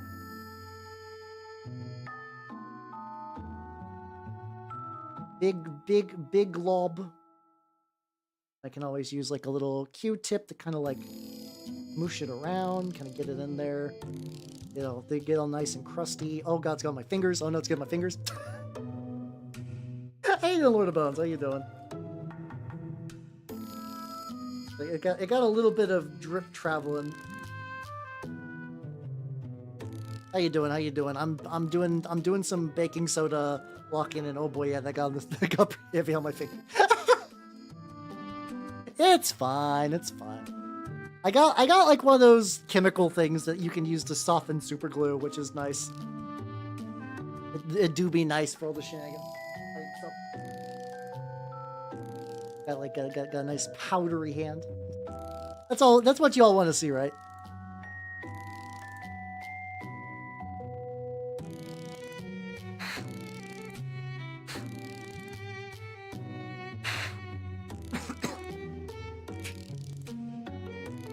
We got a little bit.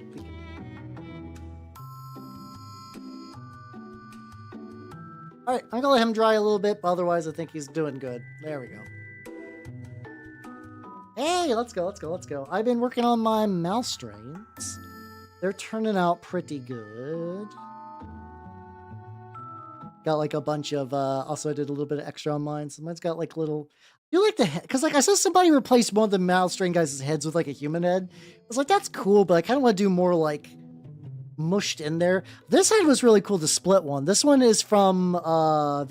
They did a cultist set, and the split head was like a real perfect fit. I cut off a lot of Malstrain's head and just kind of stuck him on there.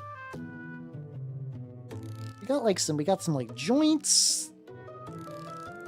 I could do a bit of like a wash into maybe. Sip.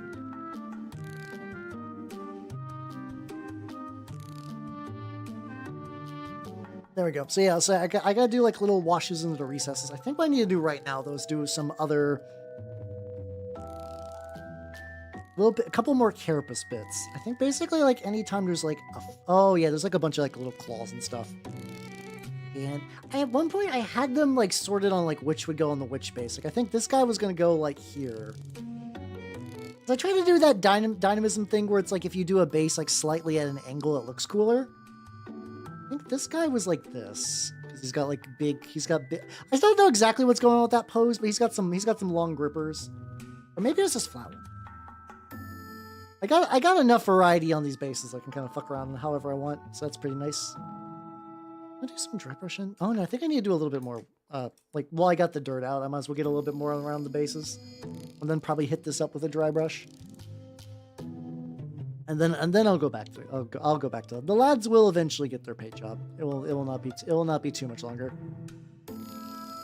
If I use the what was I using? Oh yeah, I was using like a Rockar Flesh wash on all my basing for like some of the other ones for like these guys. There we go. I did also get some acrylic. I did get some acrylic, like water effects. I think it's still in the mail. I have to double check when that's arriving. But ideally what I want to do is kind of like have all these be on like... I don't really have a proper like swampy basis for my turnip stuff. And like a lot of turnip battlefields are just kind of like dirt because that's just available. Like having a battlefield that's just mostly like dirt and sadness is really easy to do.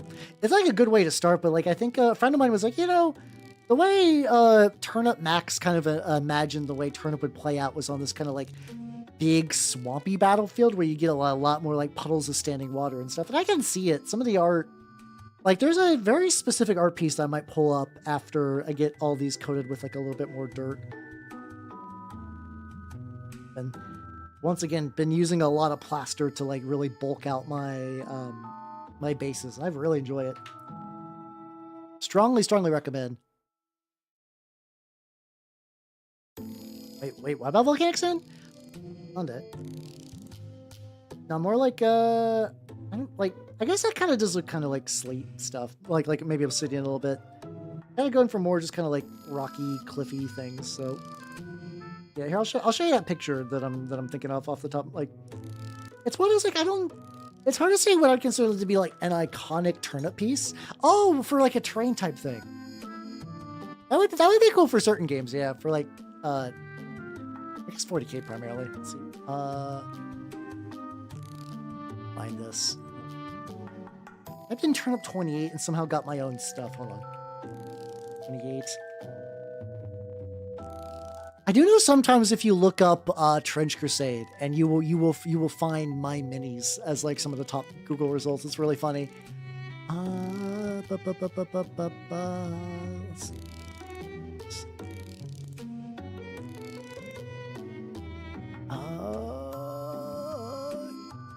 No, that's a good piece of art though. Like a really good piece of art from Swill that is no longer. It's funny because basically Swill was like an underground like nightmare factory, and now it's Victorian Fish Sadness, which is very good still, but very, very different. And I can't really find that art piece that I was looking for, so I'll have to dig that out later. Oh, tartaric acid. Hey, there we go. Look at all you nerds knowing stuff. Must be nice. I do appreciate it though, because I know my chemistry knowledge is very, very weak. Go back to these lads. What do we need to do to get these lads going? Eat. Easily. These are cat and nine tails. Oh, for like turnip stuff? Yeah, that's like, I think you can have like, as like a, like, technically in turnip, all your weapons are just like close combat weapons if you're doing that kind of thing. So you could basically give your guys whatever. Unless you mean for like a specific thing that I'm just not immediately processing right now. Conceptually, turnip, you can give them like a lot of people will have like turnip models where like their armies are just like baking pans or just like small rocks and stuff like that. Like, like having just small rocks. Oh, you're thinking not Cat of Nine Tails. Cat of Nine Tails is the whip thing. Fuck, what are you thinking of? I know what you're talking about now. Yeah. The puffy thing, the puffy thing that has like that makes all the spores come out. Yeah, no, I was thinking reeds. There we go. Okay. Yeah, I was thinking when I Cat of Nine Tails, I was thinking like a whip, like object. Maybe there's some connection there. There's probably some way to do those on a miniature scale. I don't know off the top of my head, but there has to be. That has to be a thing you could do. A little bit of...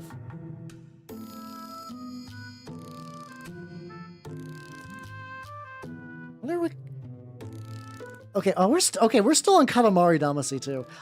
So usually I found like there's like playlists of like, yeah, this is like happy, upbeat Katamari music, or this is like jazzy Katamari music, or relaxing Katamari music.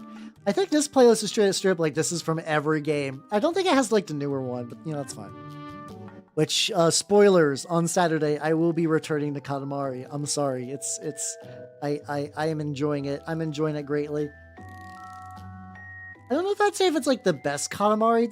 There's like an inherent nostalgia value that makes like We Heart Katamari like such a magical experience. I don't think anything will ever truly top it, even if it's like but I do like the new one a lot. The new one, considering that like I expected Katamari to be a dead franchise, the new one is doing some really, really cool stuff, and I'm very, very thankful for it.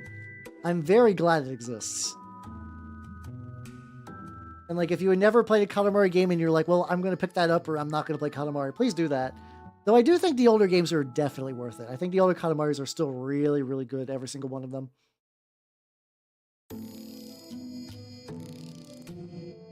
I'm seeing like layers to the claws. I'm like, okay, I gotta get like here. Why did I do this to myself? I didn't need to do this to myself. I did. I didn't have to. There, and then eventually I'm gonna have to do some like dry. I'll have to do a little bit of dry brushing in some of these little like ball bits as well. I do like how these are coming together though. Oh, pipe cleaners might be good. Yeah, this is the original Katamari Damacy for the OST stuff. Pipe cleaners is not a bad suggestion, actually. I could see that working. I totally could see that working.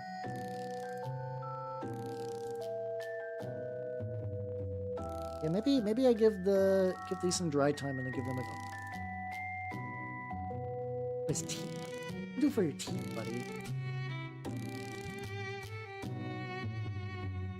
It's like I just like fully paint the mouth in.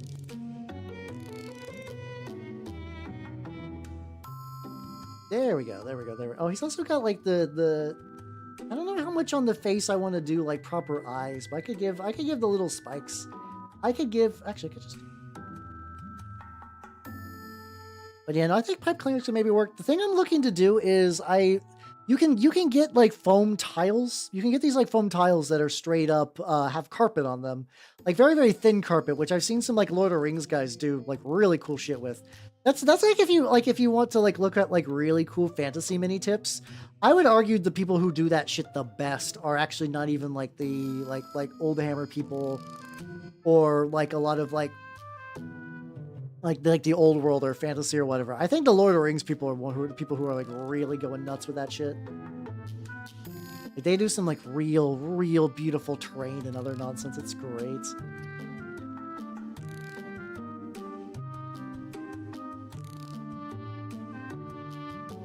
Get a little bit on this need that I gotta get. Oh no, fuck, it's dried. Yeah, that's probably a way to do it too. Yeah, just do like a little bit of glue and some flocking would get you there. But yeah, the guy who's doing the foam thing, he basically did ways that you can kind of create like a modular board. And I think what I want to do is on that modular board, like maybe just like add some fake standing water in some areas. And I think that would basically get me there. The nice thing, if I feel like this is almost like too much, I can also just like really thin out. I can really thin out this this paint. So arguably I want us to be even darker. I mean, I want this to be like even, not darker. I want the skin to be lighter. Nice to know that if it's ever like too much, I can't always just go back and just give it a little fix. Go like into the crack. Like it's like, oh, does that need too much? I can lessen it a little bit. I do kind of enjoy that flexibility of what's it called? I do like that flexibility of speed paints. Katamari. The fuck is Katamari Soul Train? It's like a Katamari. I guess there's also like a couple of Katamari spin-off albums too, which I guess I'm not too surprised about because all the music's banging. A little bit of purple in that head mouth. Glad. Like, I also gotta get like right into teeth too. Alright. Is this gonna work?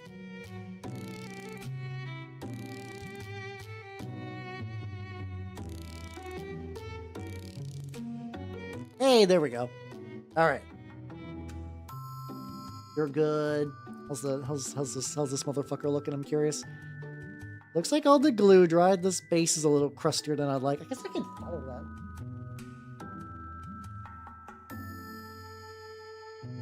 This is jank as hell, but since I accidentally crusted up his base a little bit, I can just do like, oh, metal files, my beloved. I've had this like same set of files for, like initially when I got back into mini painting, I pretty much used most of my tools from the War Machine days, and I think a lot of them still stuck around. But there was like, the files lasted like a decent amount into VTubing, and then I did eventually have to replace those, which was sad, but like, you know, considering that a lot of those tools and paints I got in like 2011, they're still kicking around. That's pretty great. That's the thing I do like, where it's like, yeah, if you buy a bottle of paint and like you take care of it, and if you don't use all of it, that shit will last like a stupid long amount of time. Oh my god. That shit lasts forever. Though, you know, usual caveat of assuming that like none of it's like dried up or anything. Use this to touch up directly on the baking soda. Let me just get on the foot a lot too, because the tricky thing with the baking soda is you don't want to leave it hanging, or else it will dry, like kind of like a pissed on color, which is not ideal. Oh, they really do, yeah. I'm definitely one of those people that for years I was like, well, I'll just get like a cheap tool and it'll be fine because I just didn't have a lot of money. I'm not like buying anything like super crazy, but it's like, you know, like I got like these are clippers that I use for like some of like if I'm doing like a big project. One of these like this is on like Display, and they're super worth it. I don't have quite like, I know there's like God hand clippers you can get that are like $200, and they're like when you clip a model from the sprue, you will see the face of Jesus. I don't quite have any of those, but like a couple little things like that. My tricky thing is paintbrushes too, where it's like my brain is ingrained like, yeah, this is how much a paintbrush costs. And if it costs more than that, you're getting ripped off. Yeah, I don't like, I don't, yeah, unless, I don't think anyone needs to get anyone that's like that big. I can imagine if you're like, I don't know. I mean, also too, as a VTuber, I don't really have the right to say anyone's hobbies in particularly expensive. So like, for some people legitimately like, well, no, this is like my thing and I want like a clipper that'll be good and I want to deal with like zero bullshit. I could see one of those like $100 clippers maybe being a cool investment. I don't think I would do that because I also know deep in my heart I don't think I would like sit on it wrong, but I could easily see myself like grabbing the wrong clipper. I am outside of my good clippers that I save for special things. I am mean to my clippers. I will just like smash, like basically a lot of my resin minis like converting is I'll just take a big chunk of like a resin arm and I'll just fucking destroy that.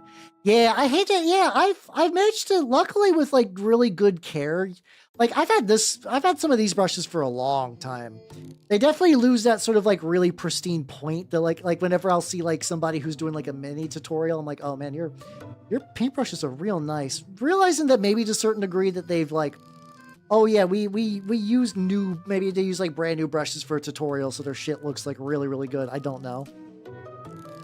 Yeah, Adam Savage's advice was pretty good on that. I did like his I read his autobiography book thing, and I have really weird mixed thoughts about it where a lot of his thing is like, well, it's a good thing I had like really supportive, loving parents and like a really supporting, loving like infrastructure, and like my father had like a bunch of tools and stuff for me. I was like, oh, that must be nice. But yeah, he did have some like good advice overall. I actually got myself a little cheapy journal, and I haven't been writing like, dear diary, today I did this. But what I have been doing is like, if I do something productive, even if it's like a small thing, I'll write it in there. It's like, oh, I did dishes. Like, yeah, it's been nice. It's been good for like productivity neurons. It's like, oh yeah, brain activate, like the goopy monkey brain activate whenever you check something off of a list of a thing you need to do. How you doing, Jokes or Cheese? Welcome, welcome, welcome. I'm working on my Malstrain lads, and they're turning out pretty good. Arm buddy. Like I see. Going that. Do I? Guess I leave it alone? Fuck, I don't know. I'll worry about that later, maybe. How you doing? How you doing? Currently,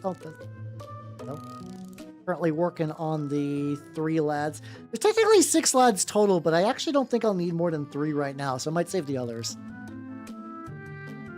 Yeah, he does mention it sometimes. Like, he's like, yeah, he's like, I'm very thankful I got, like, my parents and stuff. And I was like, I hate that it makes me feel like a bitter bastard when I read parts of that, because I don't want people to have like bad home lives. I would love it if everyone had a great home life. But like, I just think he's like, man, when I was young, I wanted to do this. So I went to my grandfather's fully furnished workshop and he gave me a bunch of advice and training and stuff. I'm like, that sounds nice. I would have loved that. I would have loved that. I was given a GameCube and left to my own devices for many years. Oh yeah, especially because like tools back then will last fucking forever. So I could easily see using one of those for a long ass time. Like color palettes, no. I should. I realistically should. But the thing is, I tend to use very similar colors. Like I have like a couple of reds I really like. My Tyranid models, like these ones in particular, I bought paint specifically for them. So it's been easier for me to keep track of like, oh yeah, no, I know what color all these Tyranid things need to be. Like this is currently Scarab Green. Now, should I? Oh god, yeah, probably. Because there are times, especially for me, it's like if I forget a project for like a year, and I'm like, what fucking paint did I use? Technically now, if I wanted to, I could just go back into my VOD archives and look up that info, but it's also a pain in the dick, so... I like reasonably clawed out. Reasonably clawed out. Go for there.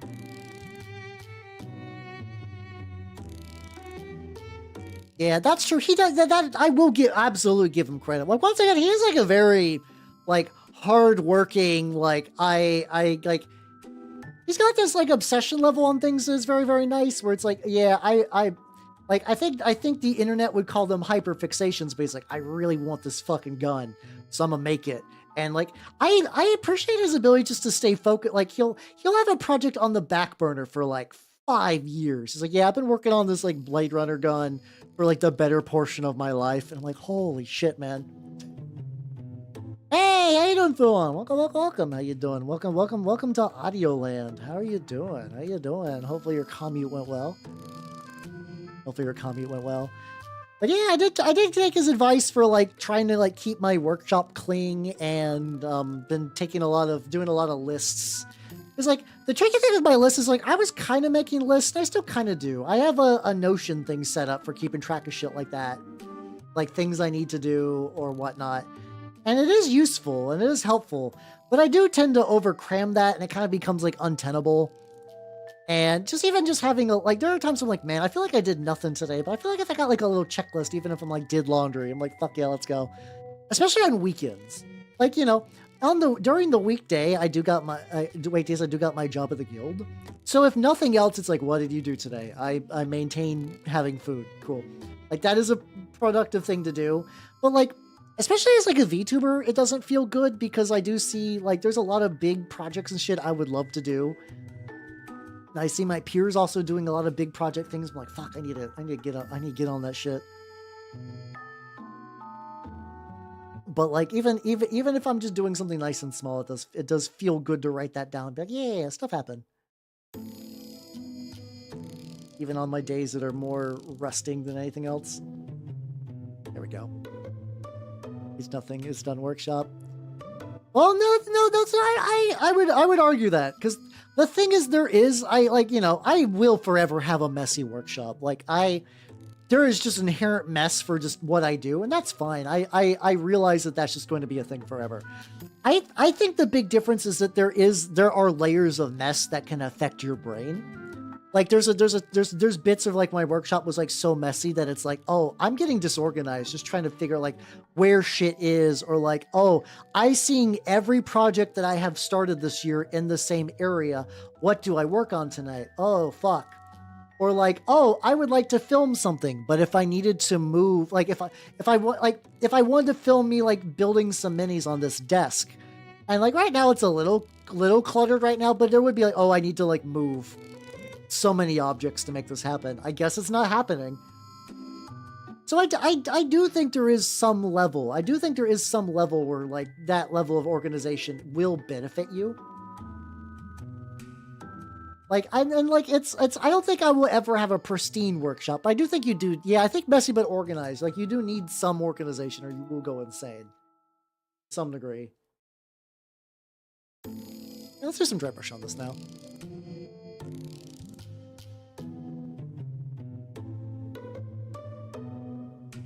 This is like I keep my music really really quiet when I do stuff just because I like small background noise, and now I'm just hearing like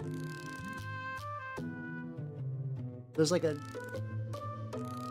child attempting to sing the Katamari theme. There's a non-trivial amount of Katamari songs that are like this is like a kid and their family singing all the Katamari stuff. That's kind of fun. It's a neat idea. Let's use big dry brush for these. I might also dry brush the stone differently, but I kind of like the idea of doing it all of this like Rackar flesh coloration.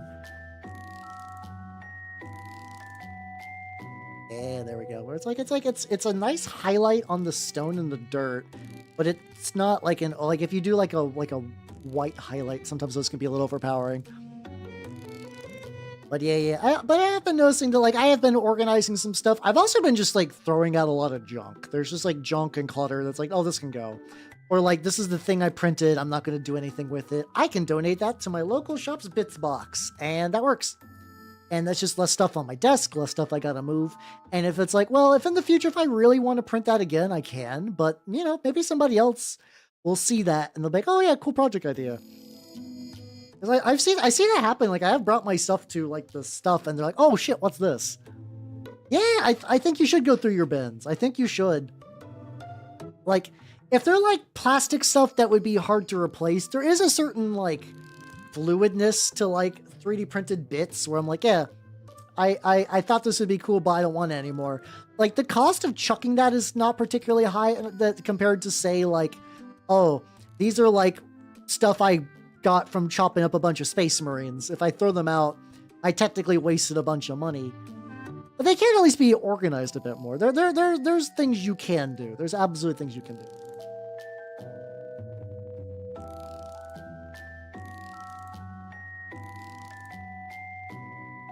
I think also I want to use that like fake water effect, like in some of the like areas under here. Like, I want these to be kind of like above the water. But yeah, definitely give you going through your bins and try. I think it's fun. I just think like having like a nice clear day just to be like, okay, I'm gonna put on some headphones, I'm gonna listen to some jams, I'm gonna clean shit. It's actually really nice. I don't do that nearly as much as I should. Like, my house is like, my rest of my house is fine. It's my workshop that is very much like, damn bitch, you live like this. But organizing has been nice. So yeah, at the end of the day, I actually do think it was funny because originally it was from Miscast Minis that talked about Adam Savage's book, and I was like, you know what? I've been really digging Miscast Minis like permadeath vlog thing, so I'll take his word for it. I find that project really neat that he's doing.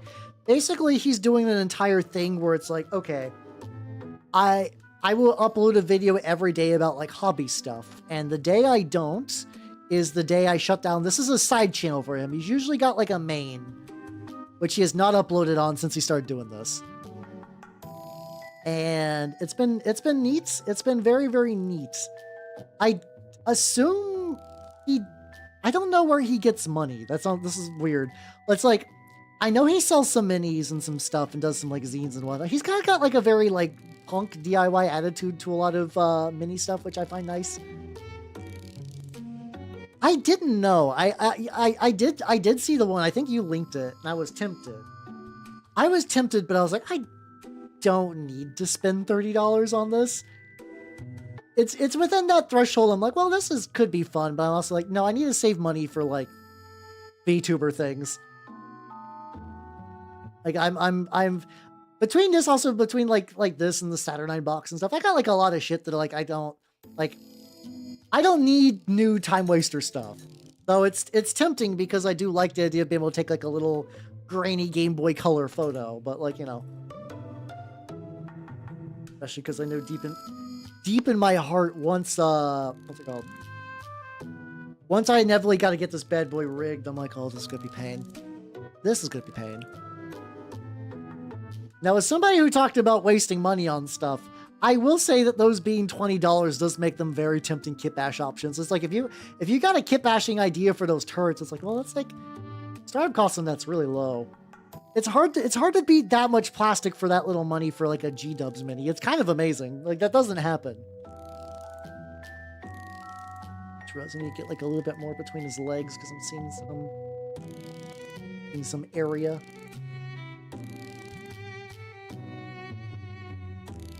There we go. Very happy how he's turned out. Like, I have not even begun to do the actual turnip bits. I have an idea for the flag too, because I want to call these guys like the Tangled, because in some of the Cult of the Spiral Dawn, they were really big about like a nice organized spiral that like connected all things. It was like really kind of played into like the Tyranid hive mind. I want like Untangle. I want where like everything's fucked. They know, like they know genetically that they are wrong. On every level, they know that something is wrong with them. I was thinking like a blue and then just do like a series of like interweaving like brown to do like kind of like a vine pattern, like a root pattern. And then on top of that, maybe try to like highlight some of those a bit. I could do, what color do I want to do? It needs to be a blue. My turquoise I use for the flesh. Maybe a deep gray blue, maybe? Maybe. I could give that a go. I'm trying to really minimize how many warm colors I use for it. I want this project to be all cool colors. Like, all the colors need to be cool. It's weird. I usually don't think about like the tones. Like I do. You know, I know you can also like cheat and have like cool, and like one warm color. But for some reason, this project's really got me thinking about like, no, I want this to like consistently be cool. I want this to be a really cool project, like not even like pun intended.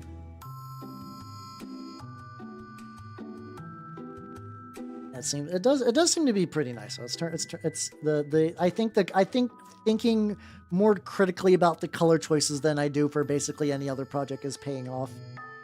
Why did I just go up and down?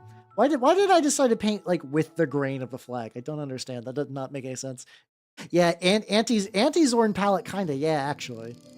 I think it also kind of adds to the more alien look to them. Like Zorn palette stuff, like I associate that a lot with like Blanche, and he's doing a lot of Imperial stuff. Imperial and Chaos, but like basically like really human. Like I know it's weird saying like Chaos is like a really human faction, but it is. Like it's all flesh and nightmares and demons and horrors. But like you don't really get Chaos aliens to any like real degree in 40K. They exist. Like in the lore, they're like, oh yeah, no, these are Chaos aliens. They're doing alien things with the warp, but you don't really see that ever represented on the tabletop, which makes Chaos very human. Let that dry a bit. I'm gonna maybe do some interlocking vines and whatnot. Hey, let's go. Turrets for the turrets god. Let's fucking party.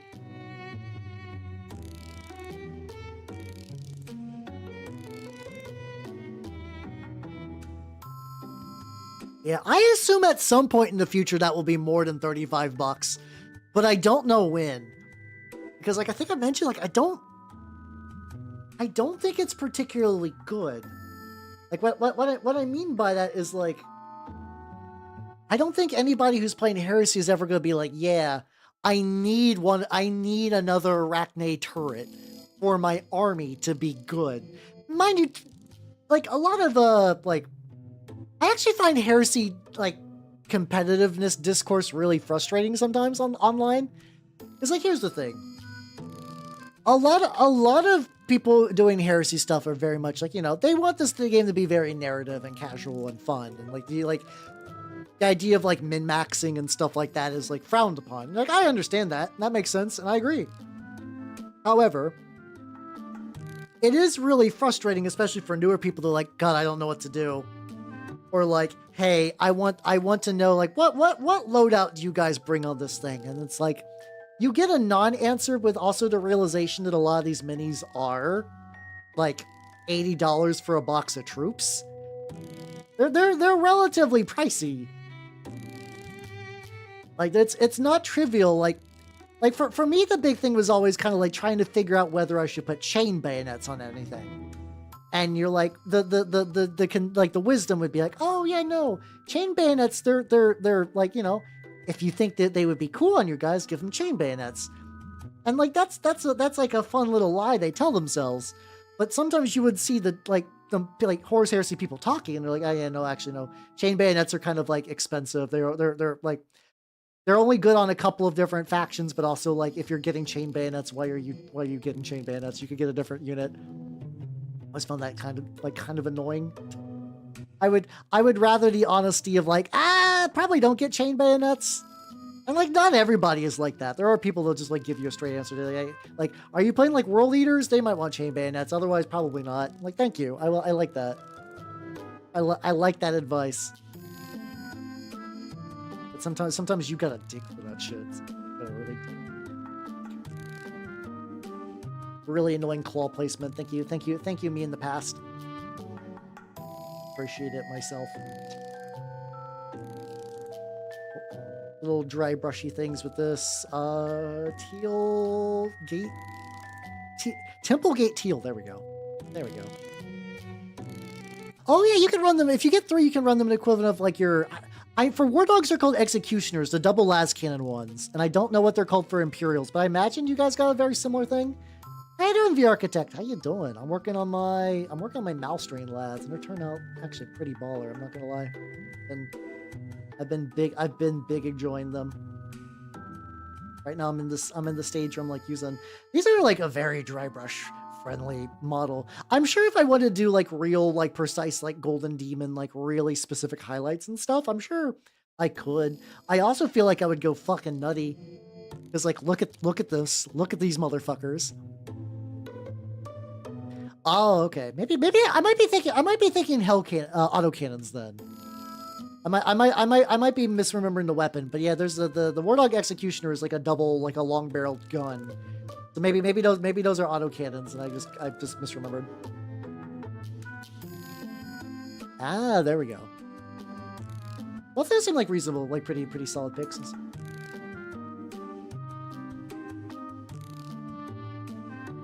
a little bit in that gooch, in the forbidden gooch.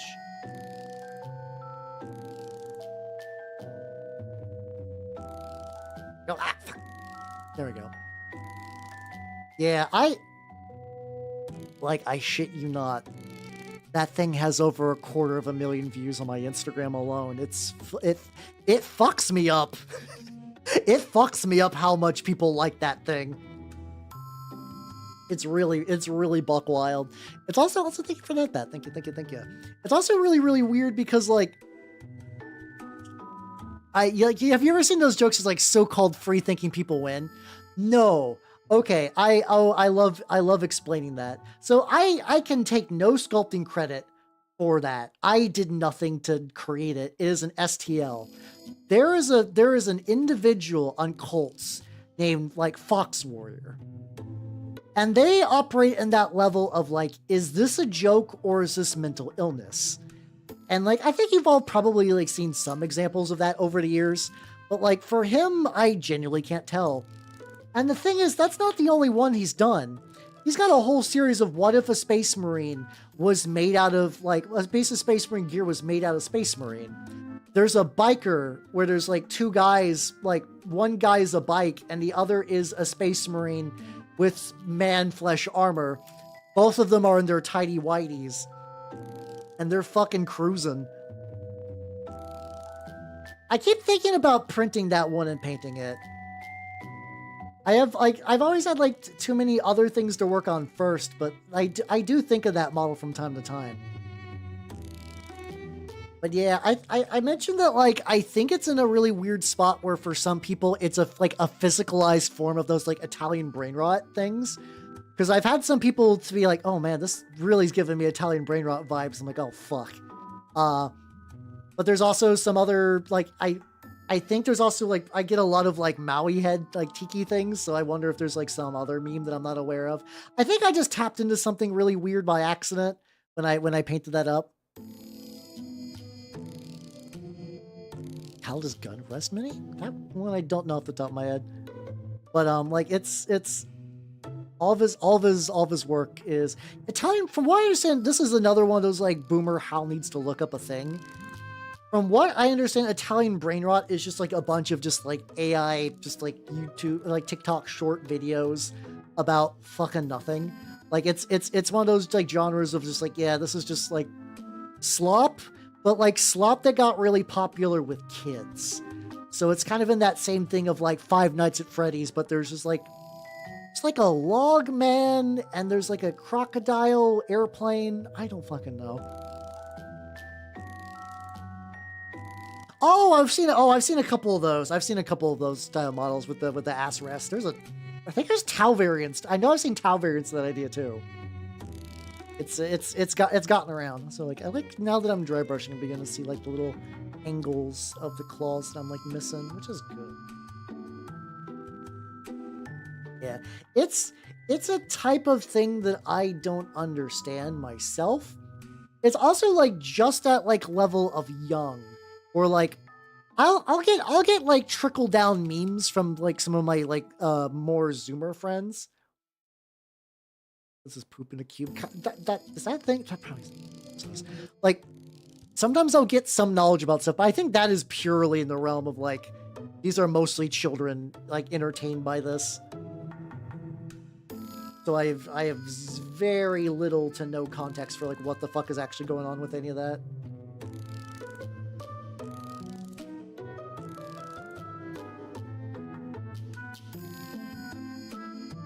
There we go. But yeah, no, like that's always the stuff that I'm like, I've never felt older. And trying to process any of this, I've never felt older. So here we go. Okay, we're still on the OG Katamari Damacy, which I'm kind of surprised. I thought we would have moved to We Heart Katamari by now. Not that I care. Just legitimately shocked.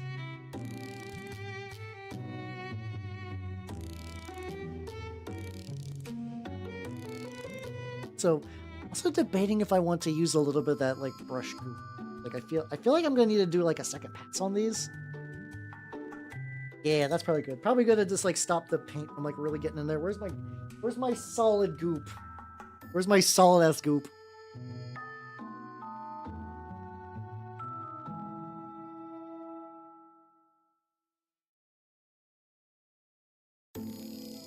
That seems to be working reasonably well.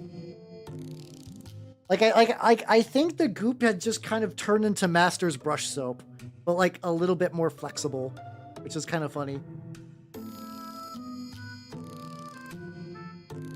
Oh god. Hold on.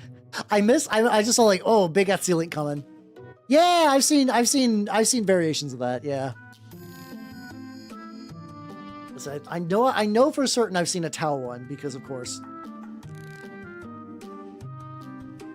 Like, it's like Tau stuff is really funny because like, oh, there we go. Actually, that did cling pretty well. Actually, oh yeah, I know. Okay, so even in the goop stall, really screw this lid on. I could feel the lid kind of go on askew, which I don't think that was my. Yeah, this is water and brush goop, and you kind of saw how much that was on there. So, like, it did a good job. Like it's paint and cling on me thingy. How you doing, Gideon? Yeah, we're doing Katamari music because yeah. Because I wanted to. And because I've been in a Katamari mood. How you doing? I've been working on the Malstrain lads. I've also been putting like decent work into the flag bearer guy. Paint's a little on the thicker side. I think I can just like spread this a little bit. Which is fine. It's just gonna be a flag, so. Yeah, I've been really doing a lot of like these are all for Turnip28. This is I think this one is like got like probably one of my favorite poses. Like I think like a side shot like this, like especially once I get the flag going, is really gonna like sell this shit. I'm excited. He's not even like a leader. He's gonna be like just like a generic flag bearer guy. So in Turnip, you got like a leader guy who's your Toph, and you got two toadies, which are just like shittier versions of Tophs.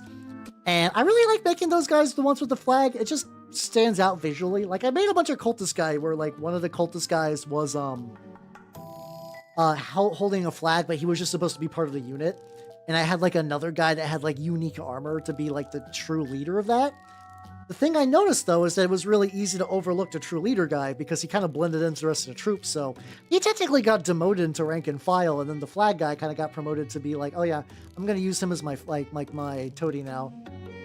He's the one who's gonna be leading the lads to war. Like man, imagine being demoted because flags are cool. Like I don't disagree, flags are cool, but it's just funny how that worked out.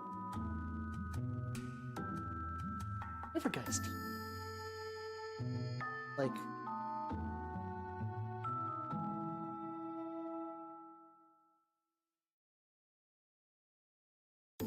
another one was like get in there and maybe get like a little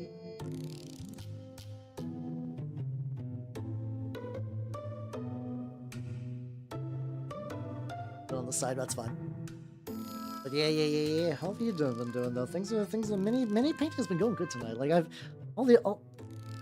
tip of his tongue. I keep forgetting because they got these guys still got the ye old Genestealer Ovipositor special. So like I gotta probably like add a little bit more. There we go. And I've been enjoying the way these lads have been turning out. I think the next plan is maybe I could also try to glaze in. Oh, this is from Katamari. This is from Katamari Damacy. Also, you are in my stream. You will say ass. I will never get over the Zoomer talk of just saying say ass, please. Please, I beg of ye. You are allowed to swear on the internets, I assure you. There we go. Yeah, ass. There we go. There we go. See, there we go. There we go. We got some. We got knowers and understanders. Hell yeah. Oh, it's weird. I don't know. I don't know why that. Out of all the various like affectation thing of just like internet, like internet slang outside of like my because like a lot. I have like built up internet slang, but a lot of it is for like hobby specific stuff. As you can say as is fine. But it's like a lot of the kind of like more mainstream internet stuff. Not Sigma enough. What the? None of those words are in the Bible. Oh boy. Oh boy. I'm an ass man. It's God. There was I think this happened recently. There was an anime that straight up has like the entire Scatman John song in it. Well, the main characters just like talk about it's like, yeah, Scatman John had a speech like impediment, but he did not let that stop him. Which I think Scatman John is like reasonably like I saw he apparently did a collab song with like Ultraman. Which is buck wild, because fuck yeah, Ultraman's an institution. I was not aware that Japan loves the Scatman John. I'm also gonna be like, out of all, I don't know what the fuck to deal with the 67.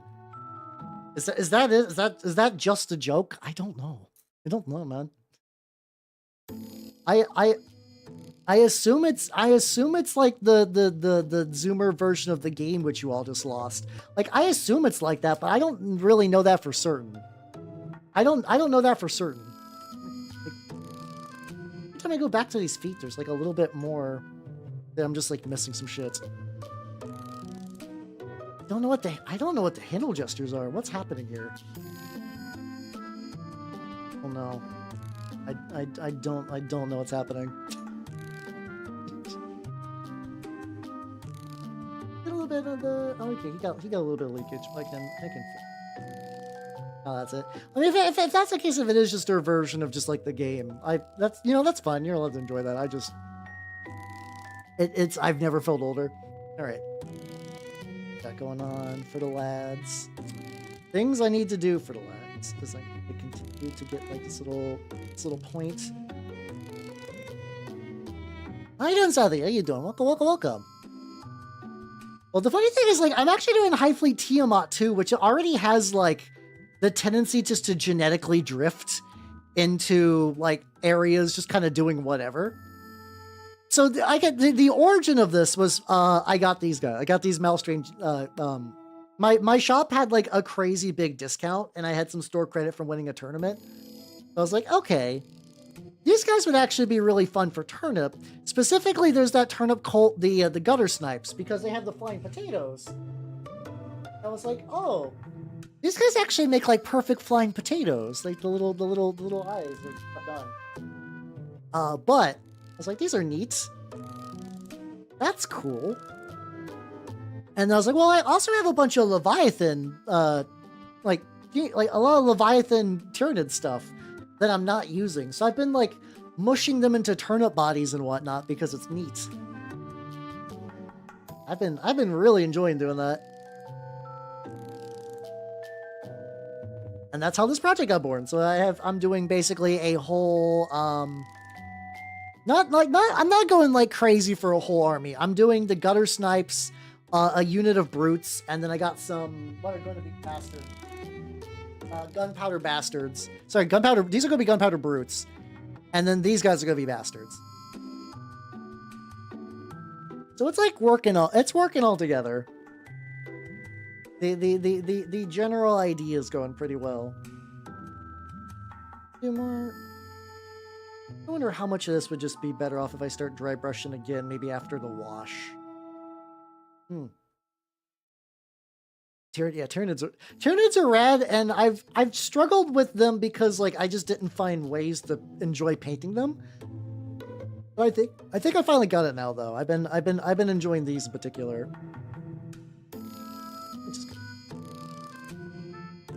I gotta glue them to their bases, and I gotta do some animals, and then do some other stuff. Oh, fuck. Oh, no, I gotta get the... They got, like, vent joints and stuff. Okay, I gotta get those, too.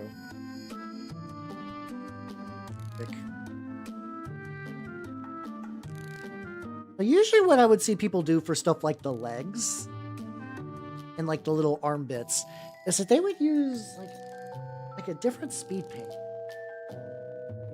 I could use a blue speed paint. What I might actually do, though, is I wanted to do turquoise. I think I'm going to use that with a little bit that, over? There we go. I'm going to try mixing it with a little bit of the J. Sonia magic mix to kind of, like, really thin it out. 2 drops of that. Maybe, like, 1 drop of that. And this should make probably what will be like the equivalent of, maybe it's definitely gonna be more, maybe like 1 drop of just regular ass medium, just to get a little bit more. Actually, that's, I don't need medium. I'm gonna mix it.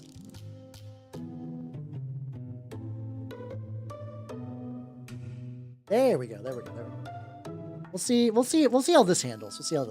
I got this turquoise nonsense, and the idea would be just to go like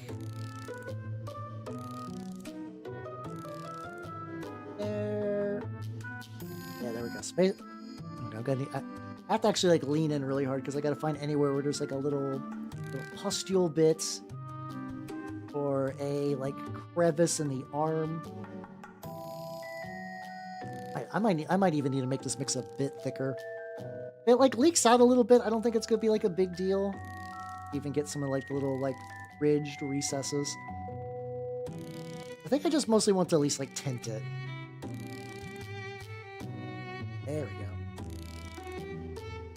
Especially because I might like come back and get this later if it leaks a little off to the side. I think at this stage I can just like slightly. Oh no, hold on, there we go. I was like, oh no, it leaked poorly. It's like, no, it just found a second. It just found a second repository of just like where I can cram this at. Just get like around there. I also kind of use that. Like I've been trying to consider the idea of using that mix to kind of do more like almost like a kind of like a glaze layer. Like I can kind of use that to add like a bit of extra tinging to like some of the neck and stuff. I also want to try that with the floaty dudes as well. I think the floaty dudes, I want to try that with their original skin color.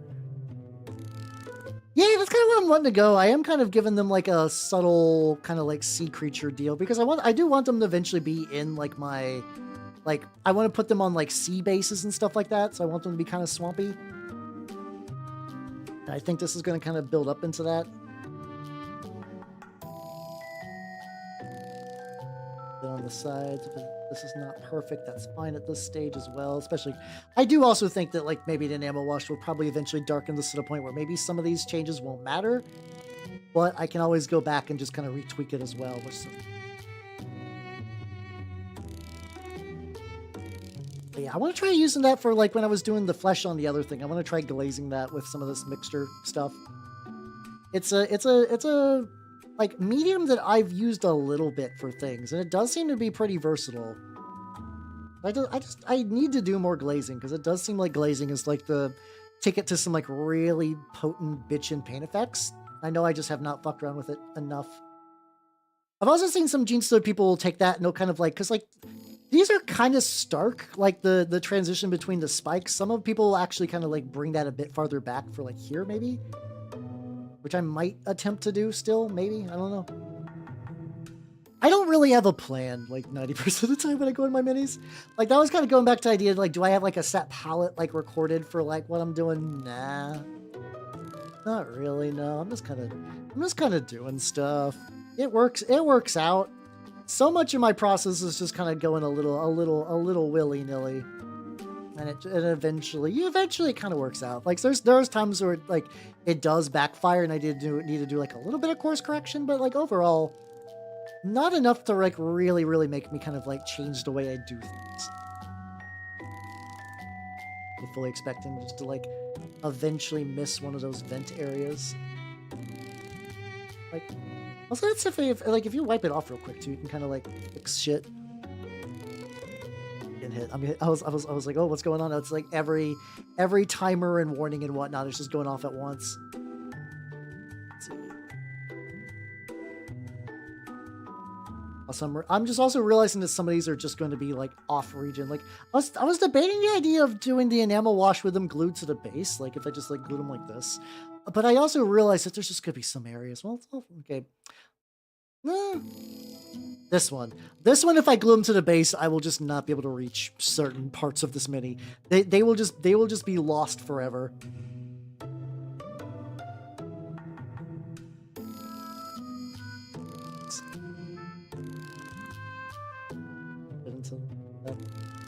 He's got like a really weird ball joint too. I did not notice how just like weird and fucked up his joints are until like right this red hot second. Neat. Yeah. Especially I think like if I want to kind of like leak out to it, if I think I just basically go to like any area that could perceive as a joint, just give it like a little spritz of this. It does look nice. Not too much. The tricky thing is so that this Sonya's magic mix is really cool. The thing I need to like really be careful of is that like it retains a lot of the inherent thickness of it, of the paint, so I have to just try to stop myself from just like if I blob it on, I can smooth it out, so it's not like the end of the world. But I will just see just like a big old fucking glorp. Oh no, enamels are totally safe for plastics. Oh no, they're actually fine. I use enamel washes though, to be fair, so I'm not using like. You might be thinking of a different type of enamel stuff. I prefer enamel washes to like typical like G-dubs washes.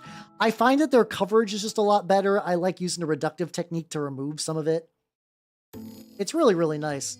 Also, like, I was like, where's the other hand on this side? Like, oh yeah, no, they purposely have like uneven hands, as one do. Put on there just for some extra own variety.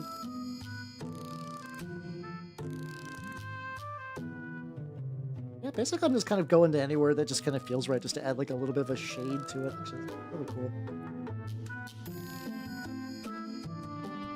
I'm kind of really digging this effect. I might need to start like actively glazing a lot more. I'm getting a lot of like really cool like color differentiations between the front and the back, and I'm realizing how much of this is this like magic mix. Around there, basically if I just hit up like every place where it's like a joint exists, just kind of lightly tinge it.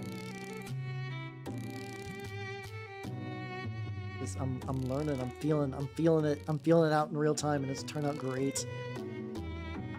Oh yeah, I can see that. Oh yeah, no, these are like I'm using like where's my bottle, because I'm gonna need it in a bit. Like AK Interactive Dark Wash. Like this is the one I use the most, but it's not like the only one I ever use. I've used some Villainy inks as well. You do need like mineral spirits and everything. Like it does require additional gear, so I can totally see like people not wanting to use it. I find that especially because a lot of my streaming a lot of my paint is dictated the fact that I stream, which sounds dumb, but there's like, I can't get like particularly close to the mini. There's like certain other technique things that just like might be too slow. Like I think that is part of the reason I don't glaze a huge amount, is because like the color buildups are nice, but you do have to like layer those bastards.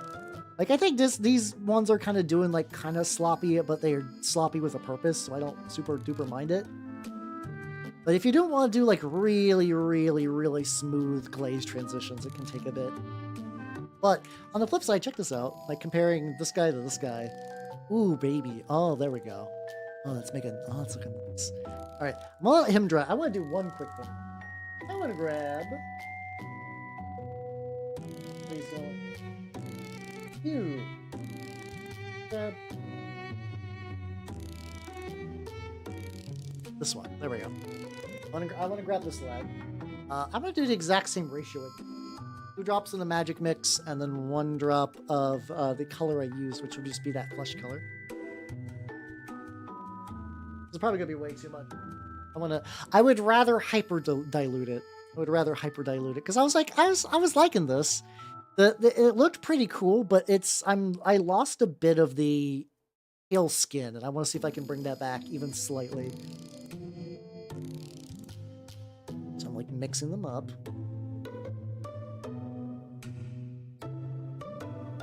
I need to get a brush, and then I probably need to like, definitely got to be like real fine and thin about this. Okay, it's like this is like really faint on my gloves. So let's go take this and go like.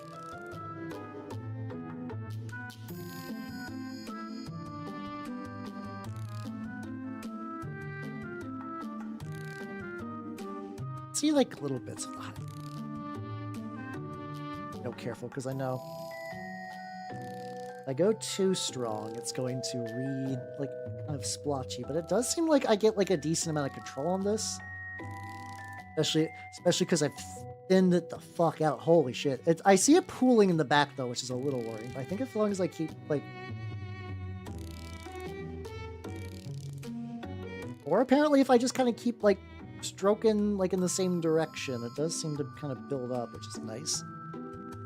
I do like these little hover. It's weird because it's like everything else in the box is like cool. I do like everything else in that box, but I find these are like, especially like, because like the other Genestealer guys are still like, they still read like Genestealers, right? You know, you do still see the inherent kind of like Genestealerness to them. These guys are like very, very funky.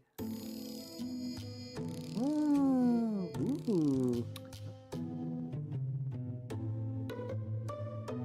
Hey. I think it's totally working. I do these like little choppy little bits. So yeah. Okay, this did bring back a lot of the paleness. Like I said, I kind of wanted this. Hey, another one. Hold on. I kind of knew this. I kind of figured this would happen. If I like re-bring like, because also this like, I think when I dry brushed it, it kind of made skin look very similar.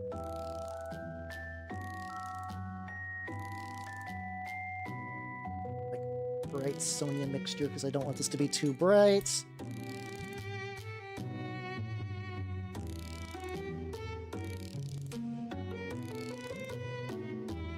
Very, very, very, very minor pigment.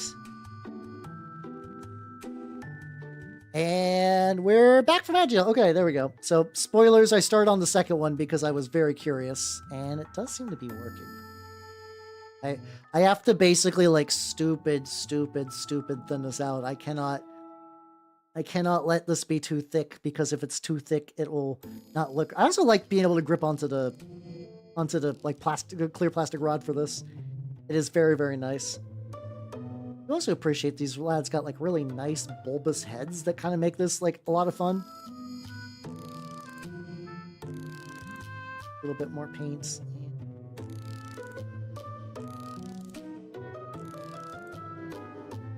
My brush is getting a little ragged. That's not good. This is probably another indication that I clearly need to spend. Probably tomorrow I might do my oh.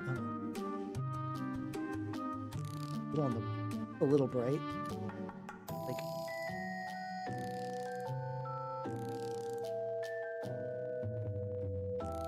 okay, oh, it's still, at this stage, it's still very, oh, it's still very pliable, too. Okay, neat, okay. So, like, the brain, maybe here we go. A little bit more white, just a itty bit. Yeah, because, like, I think I need to differentiate the chitin from the flesh. I don't mind if the chitin's a little bit, like, greener. This is gross.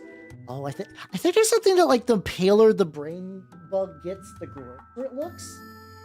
It does seem like it definitely dries a lot more, I do think it dries a bit less pale, though. I've noticed that this one is, like, already starting to kind of even back out. Still definitely, like, more skinny, though. By skinny, I mean, like, head's more like skin, which is, I am using a dark ivory, which is supposed to be kind of like a sallow. It wasn't quite one-to-one with, like, the whole, like, rack our flesh combo nonsense, which is kind of a shame, but whatever.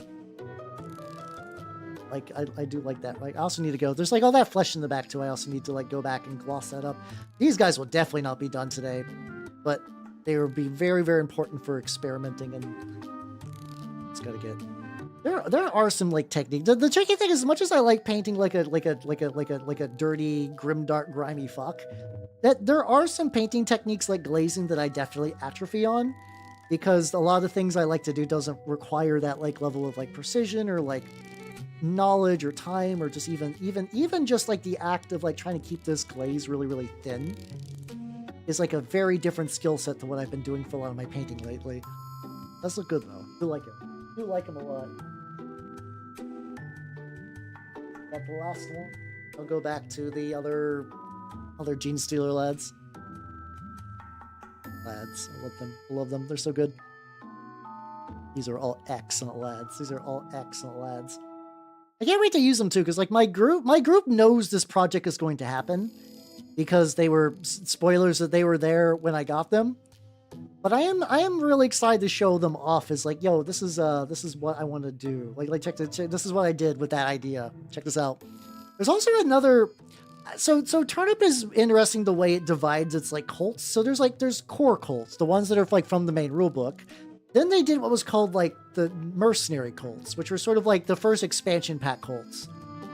And at my shop, people don't really play the expansion pack ones except for the Great Proboscis. And that's one that's, spoilers, it just has a big ass elephant. A lot of the other mercenary cults are a lot weirder. But like having a big ass elephant makes it like pretty straightforward, which I think is why people are like, how you doing, Coop? Welcome. Ooh. Oh god, that's painful. How many points is that? I'm not super familiar with Tyranid points, but like I feel like off the top of my head those are like relatively elite units, so I will say Tyranid and Tyranid accessory things on stream have been good today, but ooh, hang in there, yo. Okay, that's so not totally the worst, but still like not great. I forgot to get the little bottom nubbins. Oh, there's like a whole other nubbin section. I forgot about the forbidden bottom nubs. Oh yeah, the bottom nubs especially need this. Well, I as a current representative of the hive mind, I wish you the best of luck. Unless you're going against chaos, which I might. No, I'll still root for you anyway. I'll put my chaos bias aside and still wish you the best of luck either way. So just did not get any of that.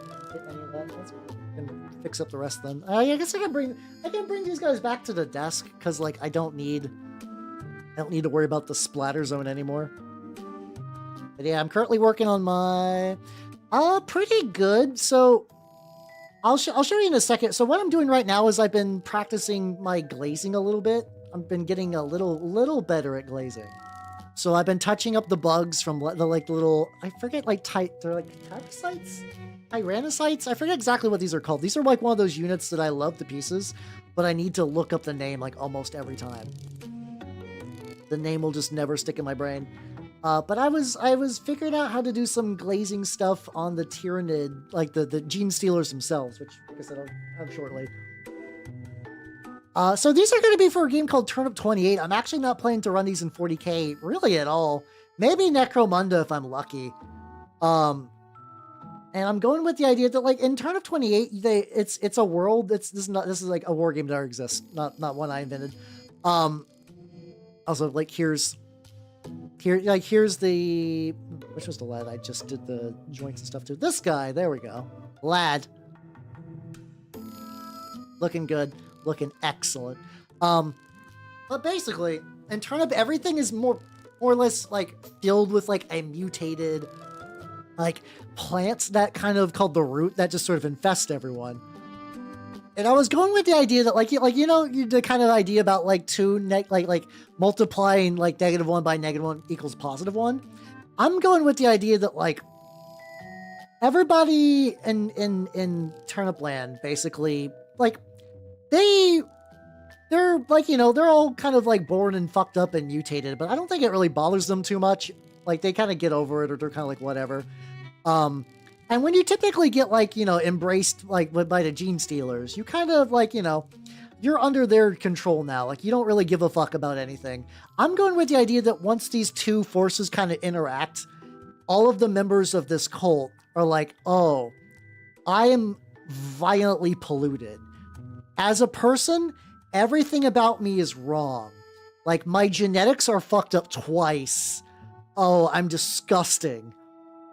But like, So they're like the only ones they really got themselves. I'm going with the kind of building on the Malstrain idea from Necromunda, where they are like a fundamentally like broken form of Genestealers. Like they don't have a set cycle. They are really kind of bad with subterfuge. They mutate a lot. They're just kind of like they're cut off from the hive mind entirely. Like the Necromunda, like Malstrain, like other Genestealers on Necromunda will be like, we gotta fucking kill you, my dude. And it's like, yeah, so they're like that. They know something's wrong, but they also kind of know that inherently that like they still want to live and they still want to stick together. And there's still kind of like is like a weird inherent desire to spread and kind of like do their own thing. Which I think is a neat idea I want to kind of like work into. Yeah, normal day in Florida, exactly. You're infested, you're polluted, you're disgusting, but hey, you still want to live. No, I can't. I'm joking. I have a lot of nice Floridians for my as my viewers. Once again, it's strange how many Floridians are my viewers. It's just kind of amazing. They are kind of nerdy, yeah. You're not wrong. They do kind of got this like everybody else is just kind of like casually big normie living their life, all fucked up, not giving a shit. And these guys are like, oh no, this is bad. Oh no, this is bad. I don't like this. I don't like that I'm like this. This is, oh boy. But yeah, I'm having fun with these lads. I'm currently doing some like very, very light, just like getting some of the like the various vents and stuff around them, and just kind of if I see those like little like, because these are the base Malstrain jeans. Like these are the Malstrain jeans stores you can buy in the box. I added the tradition. Turnip guys always have these like little infesty roots on them, and I also added some human heads because I thought it'd make them look extra spooky. Oh yeah, the entire Malstrain, because like I was fascinated by the Malstrain line, but I was like, I'm never gonna get into Necromunda, or like I don't know. I was like, I don't think I'm gonna pick up any, but I saw them for cheap, and I was like, ooh, nice. How you doing, Lawrence? How you doing? Thank you. I've been working on these are going to be for Trench Crusade. I guess I could run them for Trench Crusade for the Great Hunger. I don't think I will, but I could. These are going to be for Turnip28 primarily, and then maybe if I ever get into a Necromunda game, I could be like, hey, I'm playing Genestealers and pull out like the weirdest fucking Genestealers. I think that'd be fun. Also, apparently hard to run a Malstrain cult outside of like the Hive Secundus scenario. From what I understand, you can have like an existing, like, you could be like, I'm playing Orlocks, but they're going to be Malstrain. And that's like apparently the easier way to do something like this. But outside of that other campaign, it's really, really hard to mix and match. But I really love the models. The problem is that the rest of them outside his box are like $40 Forge World resin. And like the Coalescence, which is just like, I need to show you guys the Coalescence in a second because it's a beautiful model. I love it to pieces. As a connoisseur of like, oh man, this guy's fucked up. I really like the Coalescence because it's really fucked up. It's one of those like, you should not be this psychic. You should not be this psychic. Everything about your existence is wrong, my guy. When you start mixing up a little bit more. I think I need to mix up like a little bit. I like the pits and stuff. There we go. I think this should be good. Oh no, I'm a mimic elf. I'm like, I do got that thick tail. I usually look like this. Hi, and I got my apron, and then also, I am a man of many forms. drops of this. Yeah, I also like that like the everything went wrong when they're like there was a heretic who's like, I'm gonna hook up my brain to the hive mind, and the answer he got from everybody else was, don't do that. Like, it'll be fine. Spoilers. And like what's also interesting is how often they mention they're inbred. Like Necromunda's fucked up because it's filled with radiation. It's just absolutely just shit-faced with radiation. These were experimented on. They eventually got nuked, and they're hella inbred. Like these are the Alabamaist of Genestealers. They basically did everything wrong. Like to like any way you could have fucked up some Genestealers, they did. It was great. I love the way these looked. Oh fuck! I was gonna get the coalescence out. Hold on, okay. I can do that real quick. I can do that. Hold on. Okay, so let me get you a picture of this. Like this is like I said, this is like, maybe I'll build my own. I have enough bits I could probably kludge together my own coalescence. And I can also definitely tell I show this on stream because it's got like coalescence 1. Yeah, like look how rad this fucking guy is. I love this model. It's a great model. Like it's like you get that obviously visible human head, but you got the like real apparent Tyranid bits. It's like it clearly, once again, its existence should not be like that. It's not good. This is not good to be one of these things. That is the thing at the end of the day. I'm sure if I could find either like a nice STL for a close enough zoanthrope, or I could just probably go to eBay and look up a zoanthrope. Oh no, it's all good. It's all good. Yeah, I know YouTube is inherently delayed a little bit. There's not much I can really do about that. There's not much I could really do about that, unfortunately. I think I have like minimum delay set. Yeah, he's got the sack. They've got the big dripping in sack. No, half an hour. I think I can get these guys far enough that I can do the enamels. I think I can make that real.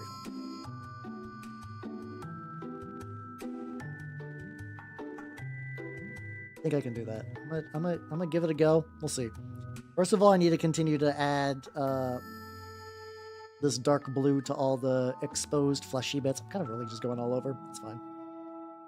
Basically, if it's like a joint or if it's like a little open hole, it's getting a little bit of this. I can kind of be thick because this is like really stupid thinned out.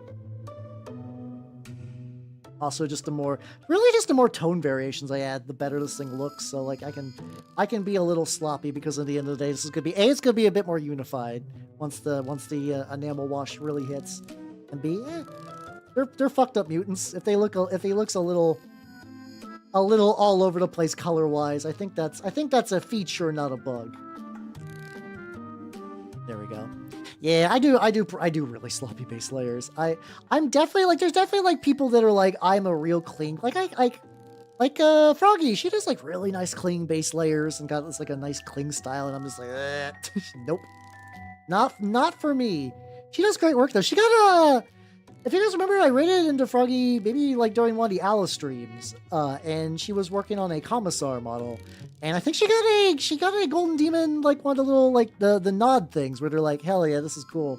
Here's like a cool Golden Demon pen. She got one of those, which hell yeah, let's go. Those are like I would never get one of those, so it's like, ooh, that's really fucking impressive. It's like legitimately takes a lot of effort. She put the work in too. I'm also one of those people that like. Yeah. No, she's like legitimately like a very talented mini painter. It's also, you can tell like she's also one of those people that like, yeah, I've been working on this like one model for like 2 weeks. I'm very much like I definitely paint more towards army painting, which is like, you know, I like the way my models look and everything, and I feel proud about them, and I definitely know I'm getting like better skill wise. But I'm also not spending 20 hours on one model getting like every blend of the cloak and whatnot. So.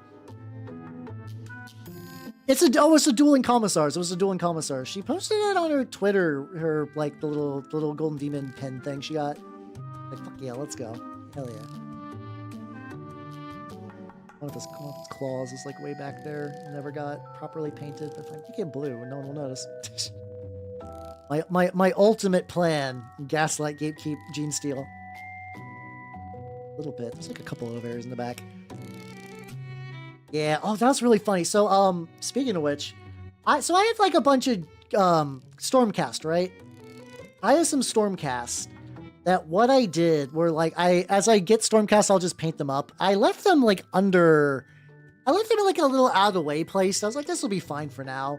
And what happened was they actually got some like really bitchin' cobwebs, but in a way I was like, oh yeah, these guys actually look nice.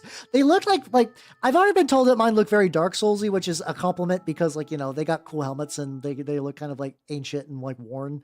But I saw them with the cobwebs. I was like, oh damn, these look good with the cobwebs. I wish I could have kept the cobwebs on them. Like, you know, you got to remove the cobwebs just to like handle them and stuff. Like the cobwebs will just kind of naturally displace. Like, oh, I should have sealed these or something. Oh yeah. I just like go to a golden demon with the flesh knot and just be like, what you giving me? What you giving me? What you giving me, James Workshop? What you doing? How you feeling about this? Like, I don't like it. I don't like it very much. Well, I'm not leaving. I'm not leaving until I get an award. And then I get taste.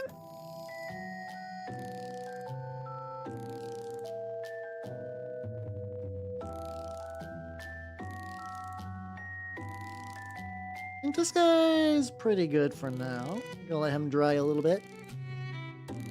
Oh yeah, I want to see the Orby guys. Oh, okay. Okay. Ooh, okay. That did actually do everything I wanted to do. I might do like a wee bit more at the bottom. Maybe just like an itty bitty bit. I get. People tell me my minis make them sick a lot, and I really love it as somebody who does like gross minis because it's like. You see that a lot. I also saw the I didn't mean to do that on I did not mean to base any of their scheme off of me. I so the plan is I'm doing High Fleet Tiamat because I thought it was cool. I never considered that until right this second. Fuck. Well, that's fine. That's fine. Go add a little bit more down. Really, the top ones are fine. It's these bottom ones that you could use just like an itty bitty bit more shade. But yeah, I saw there's another guy who was like they do like 3D art for like certain horror games, and it was funny because multiple people are like, please never do art for Silent Hill or else I will throw up. You do great work, but fuck. And he's like, haha, joke's on you. I already worked on Silent Hill. Hell yeah, brother, let's go. It really is. Because for that exact reason you mentioned, where it's like if people are like, your thing is disgusting, I'm like, ew. Though I do greatly enjoy that my Turnip28 Garlic lads this is giving me cute aggression good job, which was a brand new experience for me personally, but I did enjoy it. I don't want every model I ever make to give cuteness aggression, but as like a treat, I'm like, yeah, this is nice. It's like a fun little treat.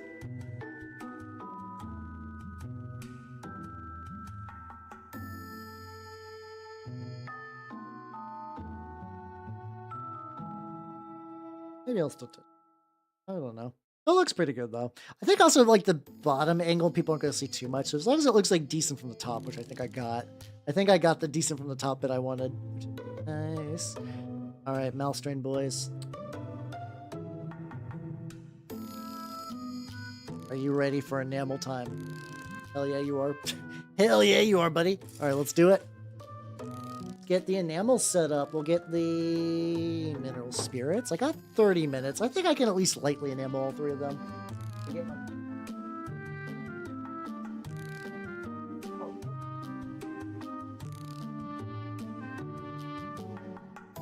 I'm slightly beginning to run out of makeup sponges, not to like a huge degree.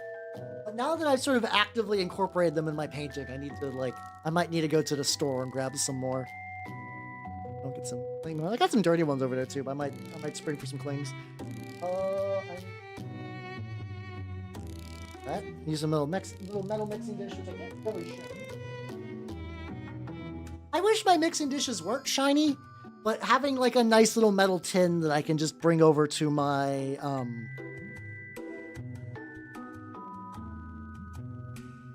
yeah, there we go. A nice little metal tin that I can just bring over to my sink and just like scrub up is really handy. I do enjoy that quite a bit. I wash it. There we go. I'm gonna do AK War Games Dark. Oh yeah, I forgot there's an English version of the song. It fucks my shit. Wait, is the main singer of this is already? I never know her name was like Leah Dizon. was there just like a is she Japanese? Because if not, she was doing like pretty good, solid like Japanese from what I understood. Which is kind of nuts. Go. How you doing, Marfin? How you doing? How you doing? You came right into enamel time. Yippee! We do love enamel time here. So yeah, I'm getting a wash ready for my Malstrain Genestealers. Gonna like get them. I think I need like one more drop on there. I'll get a little sip before I get too deep in the cells. Gotta wash those Genestealers. I will. Have yourself a good night, Jane. Take it easy, yo. A little bit more to the mix.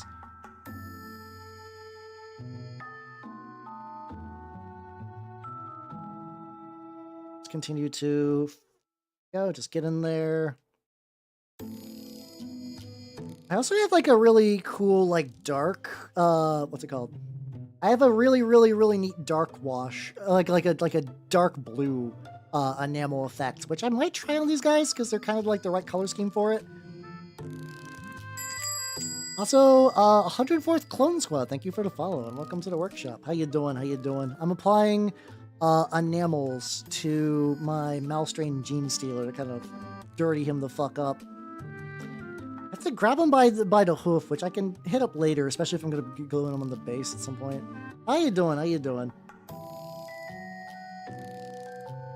Hey, you can just pop in and say hi. That's all you gotta do. How you doing? How you doing? Let's see. So yeah, I'm working on the lad. I give him a little bit of a blow dry, just to slightly dry this. You're free. Hell yeah, let's go.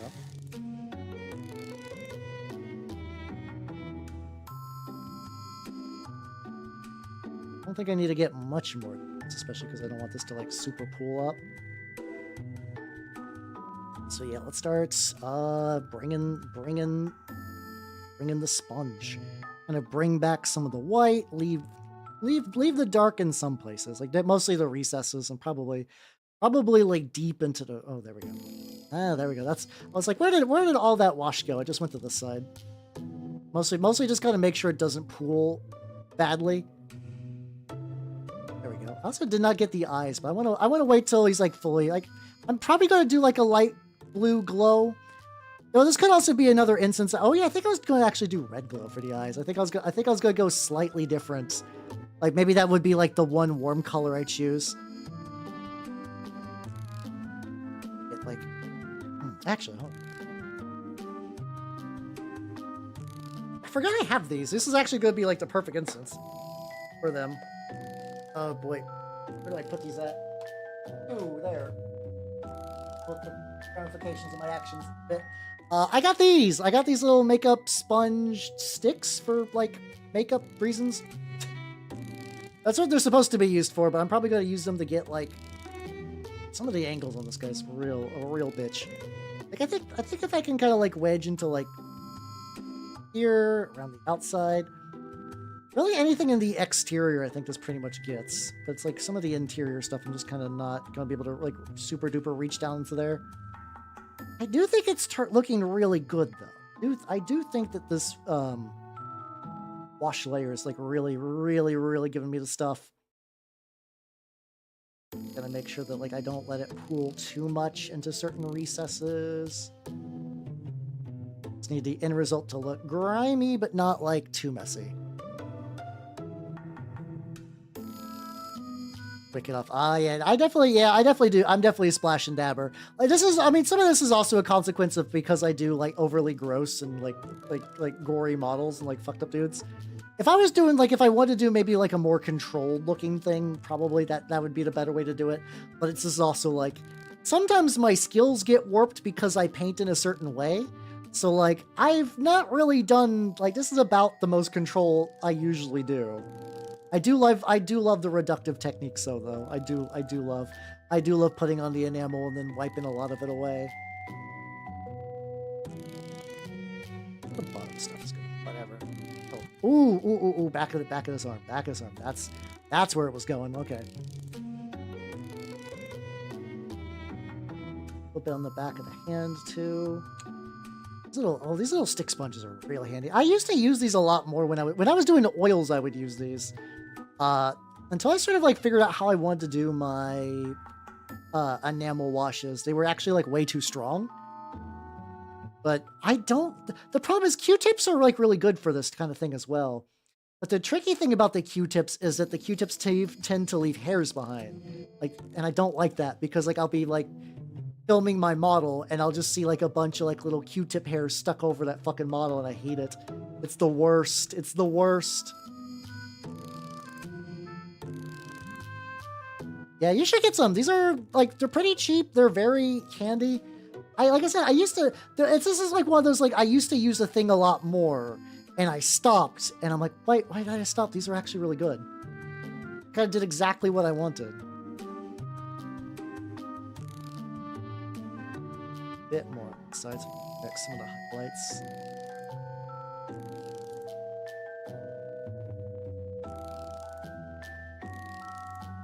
All right, I think this guy's gonna be good. I might touch him up later, but. Check out the difference, everybody, between like this guy and like this guy. Yeah, we got that grit, got that dirt. I'll touch him up a bit later too, but I think for right now that's looking pretty legit. And let's get the next one. Luckily, that guy was the hardest. Oh no, actually, that's not true though. I was like, that guy was the hardest to do. It's like no, the other one. The one with like the crossed arms is the one that's like the final boss of Genestealer washing. We're gonna see how that turns out, I guess. Yeah, there we go. We'll just work on this guy. So the customary like menu music while I'm doing. Actually, I feel like this song is from like one of the menus or something, but I can't entirely place where it was. It's nice though. It does work for this. Yeah, give him that dirt. Which also, you know, Turnip is an inherently dirty setting, so everything is kind of covered in like, you know, grime. I probably will go back and do some other additional highlighting and touch-ups and whatnot. So I don't think like after today, I don't think these guys are going to be done, but I think they're going to be in like a really good state, which I'm going to feel pretty happy about. You buy the foot.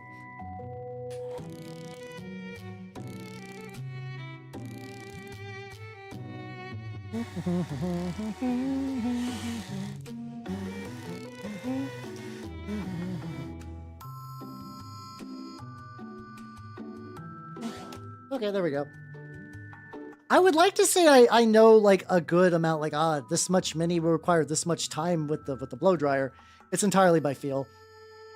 So much of my mini painting is just like, I hate to say vibes, but it is sort of like I'd argue it's less vibes and more like an inherent just kind of like visual knowledge of like yeah it's been going for this long, this feels right based on like what I can see going on, so I guess that's fine. I guess I really just describing vibes. I'm just trying to be like really like no there's a rhyme to the reason to this rhyme. I'm doing this on purpose for reals. I guess I could just say it's vibes. I should just lean in and be like, yeah. Get up in the gooch. Deep gooch is going to be like basically impossible to reach. I don't think there's going to be a good way. Like I can kind of get inside here a little bit. Like,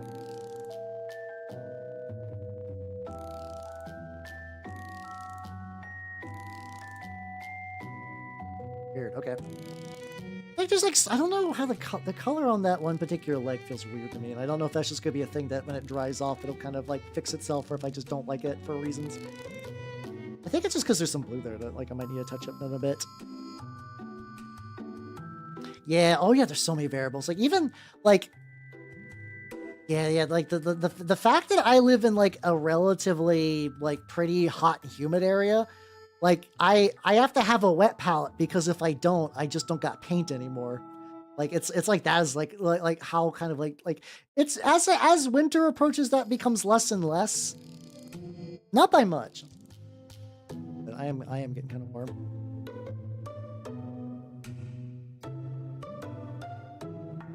Okay, I can go okay, I can like relatively get into the group. Then like especially around like here, I gotta like nudge that off just a wee bit. Might have removed too much here. I also use, I think, a little bit thinner like stuff than I usually do. So if I need to touch this up, let me. I'll put you in my used thing. Probably good to add like a slightly newer sponge to this.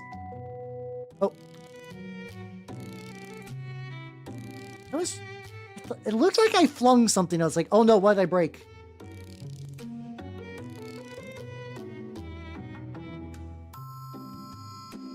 I feel like I broke something, but he's like, I look at him to see if there was like an obvious finger broken or whatever, but it's like, yeah, no, this is a purposely like malformed mini. It's never going to be that neat and organized.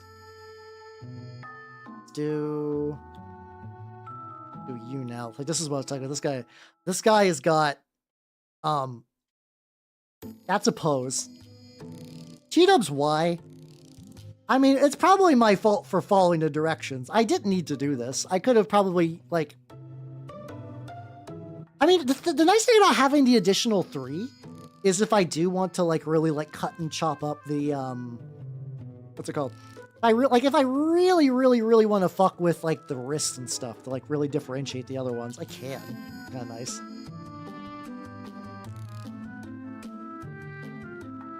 I think I actually made it a little bit too thin.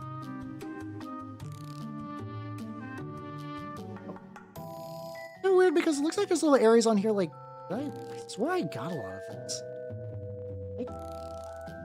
I got some joint. Oh, weird. Okay. Luckily, like I feel like I might almost kind of miss some of the joint nonsense, but maybe this is just like the inherent weirdness of his body that I'll just need to go back that either I missed it or just straight up just like the enamel wash is just going to be required just for me to really tell. Hey, let's go. God help.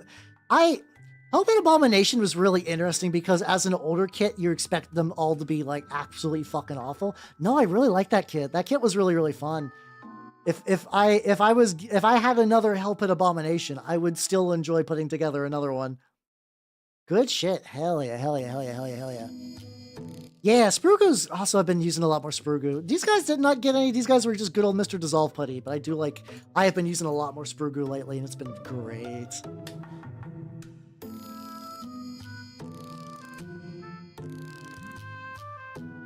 Yeah, I also think it holds up well. Like, sometimes you'll see, like, a model, and you're like, this, like, probably was fine for a time. No, I still think it holds up pretty well.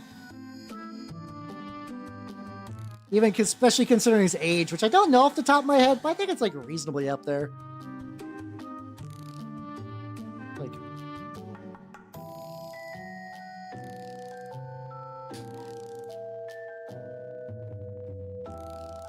I got my deep gooch delving cut out for me, so we'll see how this goes.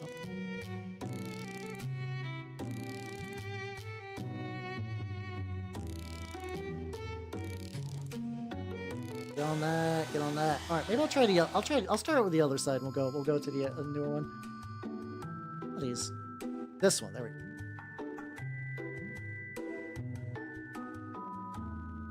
This guy, I can already feel that this guy's gonna be a huge pain. I can see the crevices where the wash is settling in a way that I'm not super jazzed about, but can be worked with. Look at that hand placement. Like, what the fuck were you doing, G-Dubs? So I'm like removing some of the enamel from my hand, I guess. Sometimes you gotta give yourself a little wash cleanup, you know? Move a lot of that from that head, so we got a bit more definition. See some of it like collecting in his neck.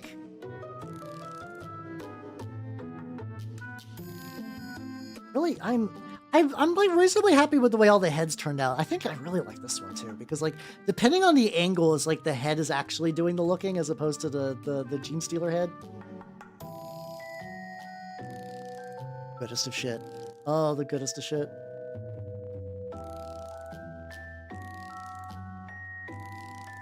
Pretty well. Now this is like I get like up in there. Oh, okay, you know, this is less bad than I thought this was gonna be. This is not too bad. I mean, it would look good with every single arm, you know. It's at the end of the day, it is a hell pit abomination, not like hell pit rationally put together creature. So like, if you ever like, well, this feels like an excessive amount of arms, yeah, you'll be fine. I believe in you. I'm also the person that when I saw the Turnip28 dragon, I gave it 3 heads, which I still have that dragon model in my kitchen. Like in my kitchen, I have like this is how much my projects are spread over my house. In my kitchen, I have like a little like fold out table. And on that table is where I do like terrain stuff, but it's also like, I do my plaster in there because like I'll need to be by like sinks and stuff to file that shit off. How you doing, Heather? How you doing? Oh, you're feeling smug, you say. Interesting. All right, let's go. Let's go. And maybe like retouch up on the vents. Also, I kind of want this to look wet too. So like, usually I like that. I like this I like this wash because it dries very matte as opposed to the Villainy ink ones, which dry more satin. I don't know why. There's like a certain level of satinness that just like I don't like my minis to look shiny without my permission. If that sounds weird, I mean, yeah. So like, I will add my own shine effects, but like that, which sucks because a lot of Villainy ink stuff are nice, but they're like, yeah, this is gonna dry satin. We have thus made it so. Oh damn, okay. You have been in deep. I don't know if I can count that as a dub because I've seen what the Devil's Game does to people. It's not quite the League. So there's been a trend of VTubers posting. It's been neat. It's been like games that define you. So usually it's like either like your favorites or ones people kind of know you by. I just kind of done my favorites personally. And so I can also like reactivate this as well. But it's like, it's every now and then I'll be like, okay, looks good, looks good. League of Legends! Ugh, ugh. League of Legends jump scare. Gross. Gross, they play League. It's fucked up. Particularly what you can do for that is like if you really want to bring up some brightness, which I don't think I want to quite go that far. Like that looks way too harsh, but I also plan to go back with this. Some a bit more lights.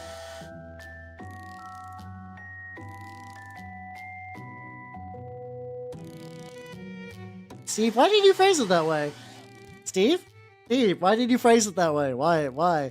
What led you to this decision? Donde? For what purpose?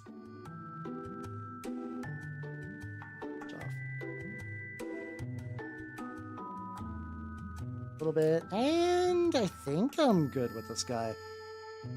I think I'm good with the lad. Definitely gonna wait to dry. I'm definitely gonna need to do some more touch-up stuff. I blame drugs. Big if true. Oh yeah, let me show you guys my one too. I did, like I said, I did one. Well, this will be. I'll put this up while I'm putting up my enamels because I don't think I need enamels right now. There we go. So yeah, this is the big one I put together. This is my games that like. A lot of them are like favorites of mine, or like ones I play a lot in my childhood, or I waste a lot of time with. I have very many of them. Like, I like a lot of these games. Oh no, I do need my enamels because I need to enamel the bases. Hold on. Okay, so I'm not totally free. I'm not totally free yet. There we go. I'll keep that up there though. It flung my brush.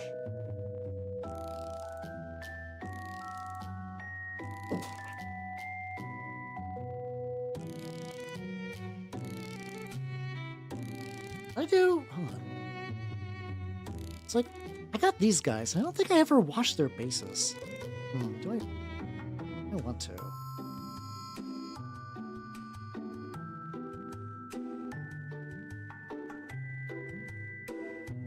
It's like a very, very, very, very thin layer. Looks pretty good on these. Okay, do that. All right, I'll do all the little nubbins and I'll go back to the network.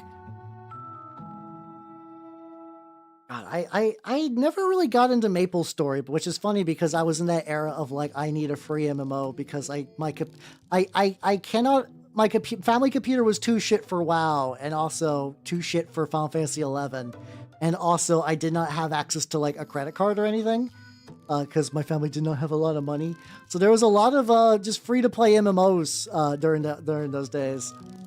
I feel like me and my friend tried MapleStory, and I think we just was like. I think it was early enough where we just didn't know what was going on and we had no real guidance. So we're like, I don't know. I don't know what's going on. This is fine. And then eventually Kingdom of Loathing.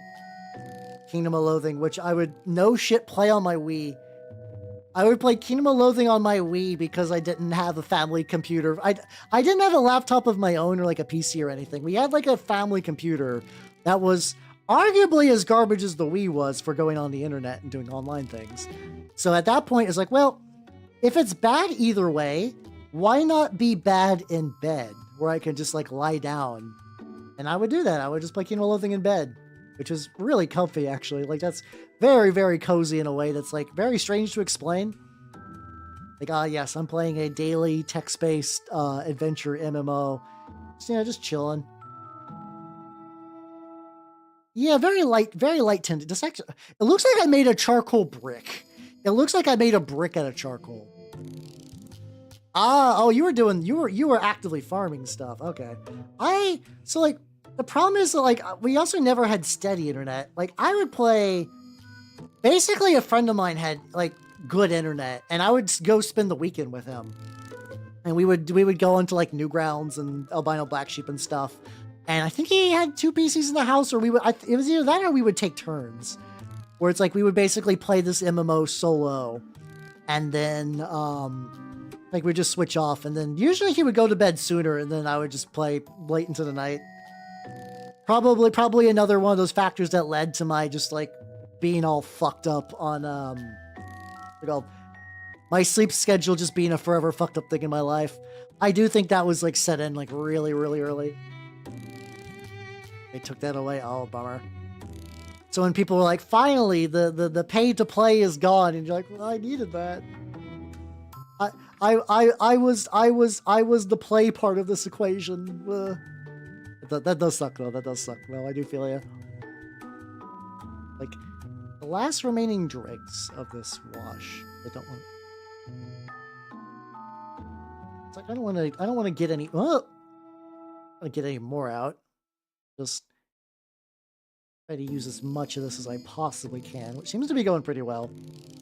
Very, very, very thin coat of this. Looks like it's turning up really, really good for these bases, which is what I wanted. And yeah, there we go. Now I can put out my enamels. Yippee. Oh, let's go.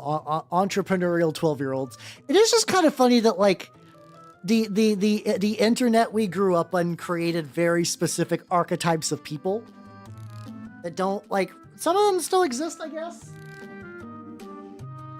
Maybe those were the people who were selling knives on CSGO before the market crashed. Which my knowledge of that is really low because I never played CSGO, but from what I understand, Valve was like, oh yeah, we made a system where you could like exchange like 3 shit skins for like 1 like pretty decent skin. And then also do it like kind of keep going up. You go from like crap to like normal, and then like normal to, oh god, I'm knocking shit over. Hold on. From like,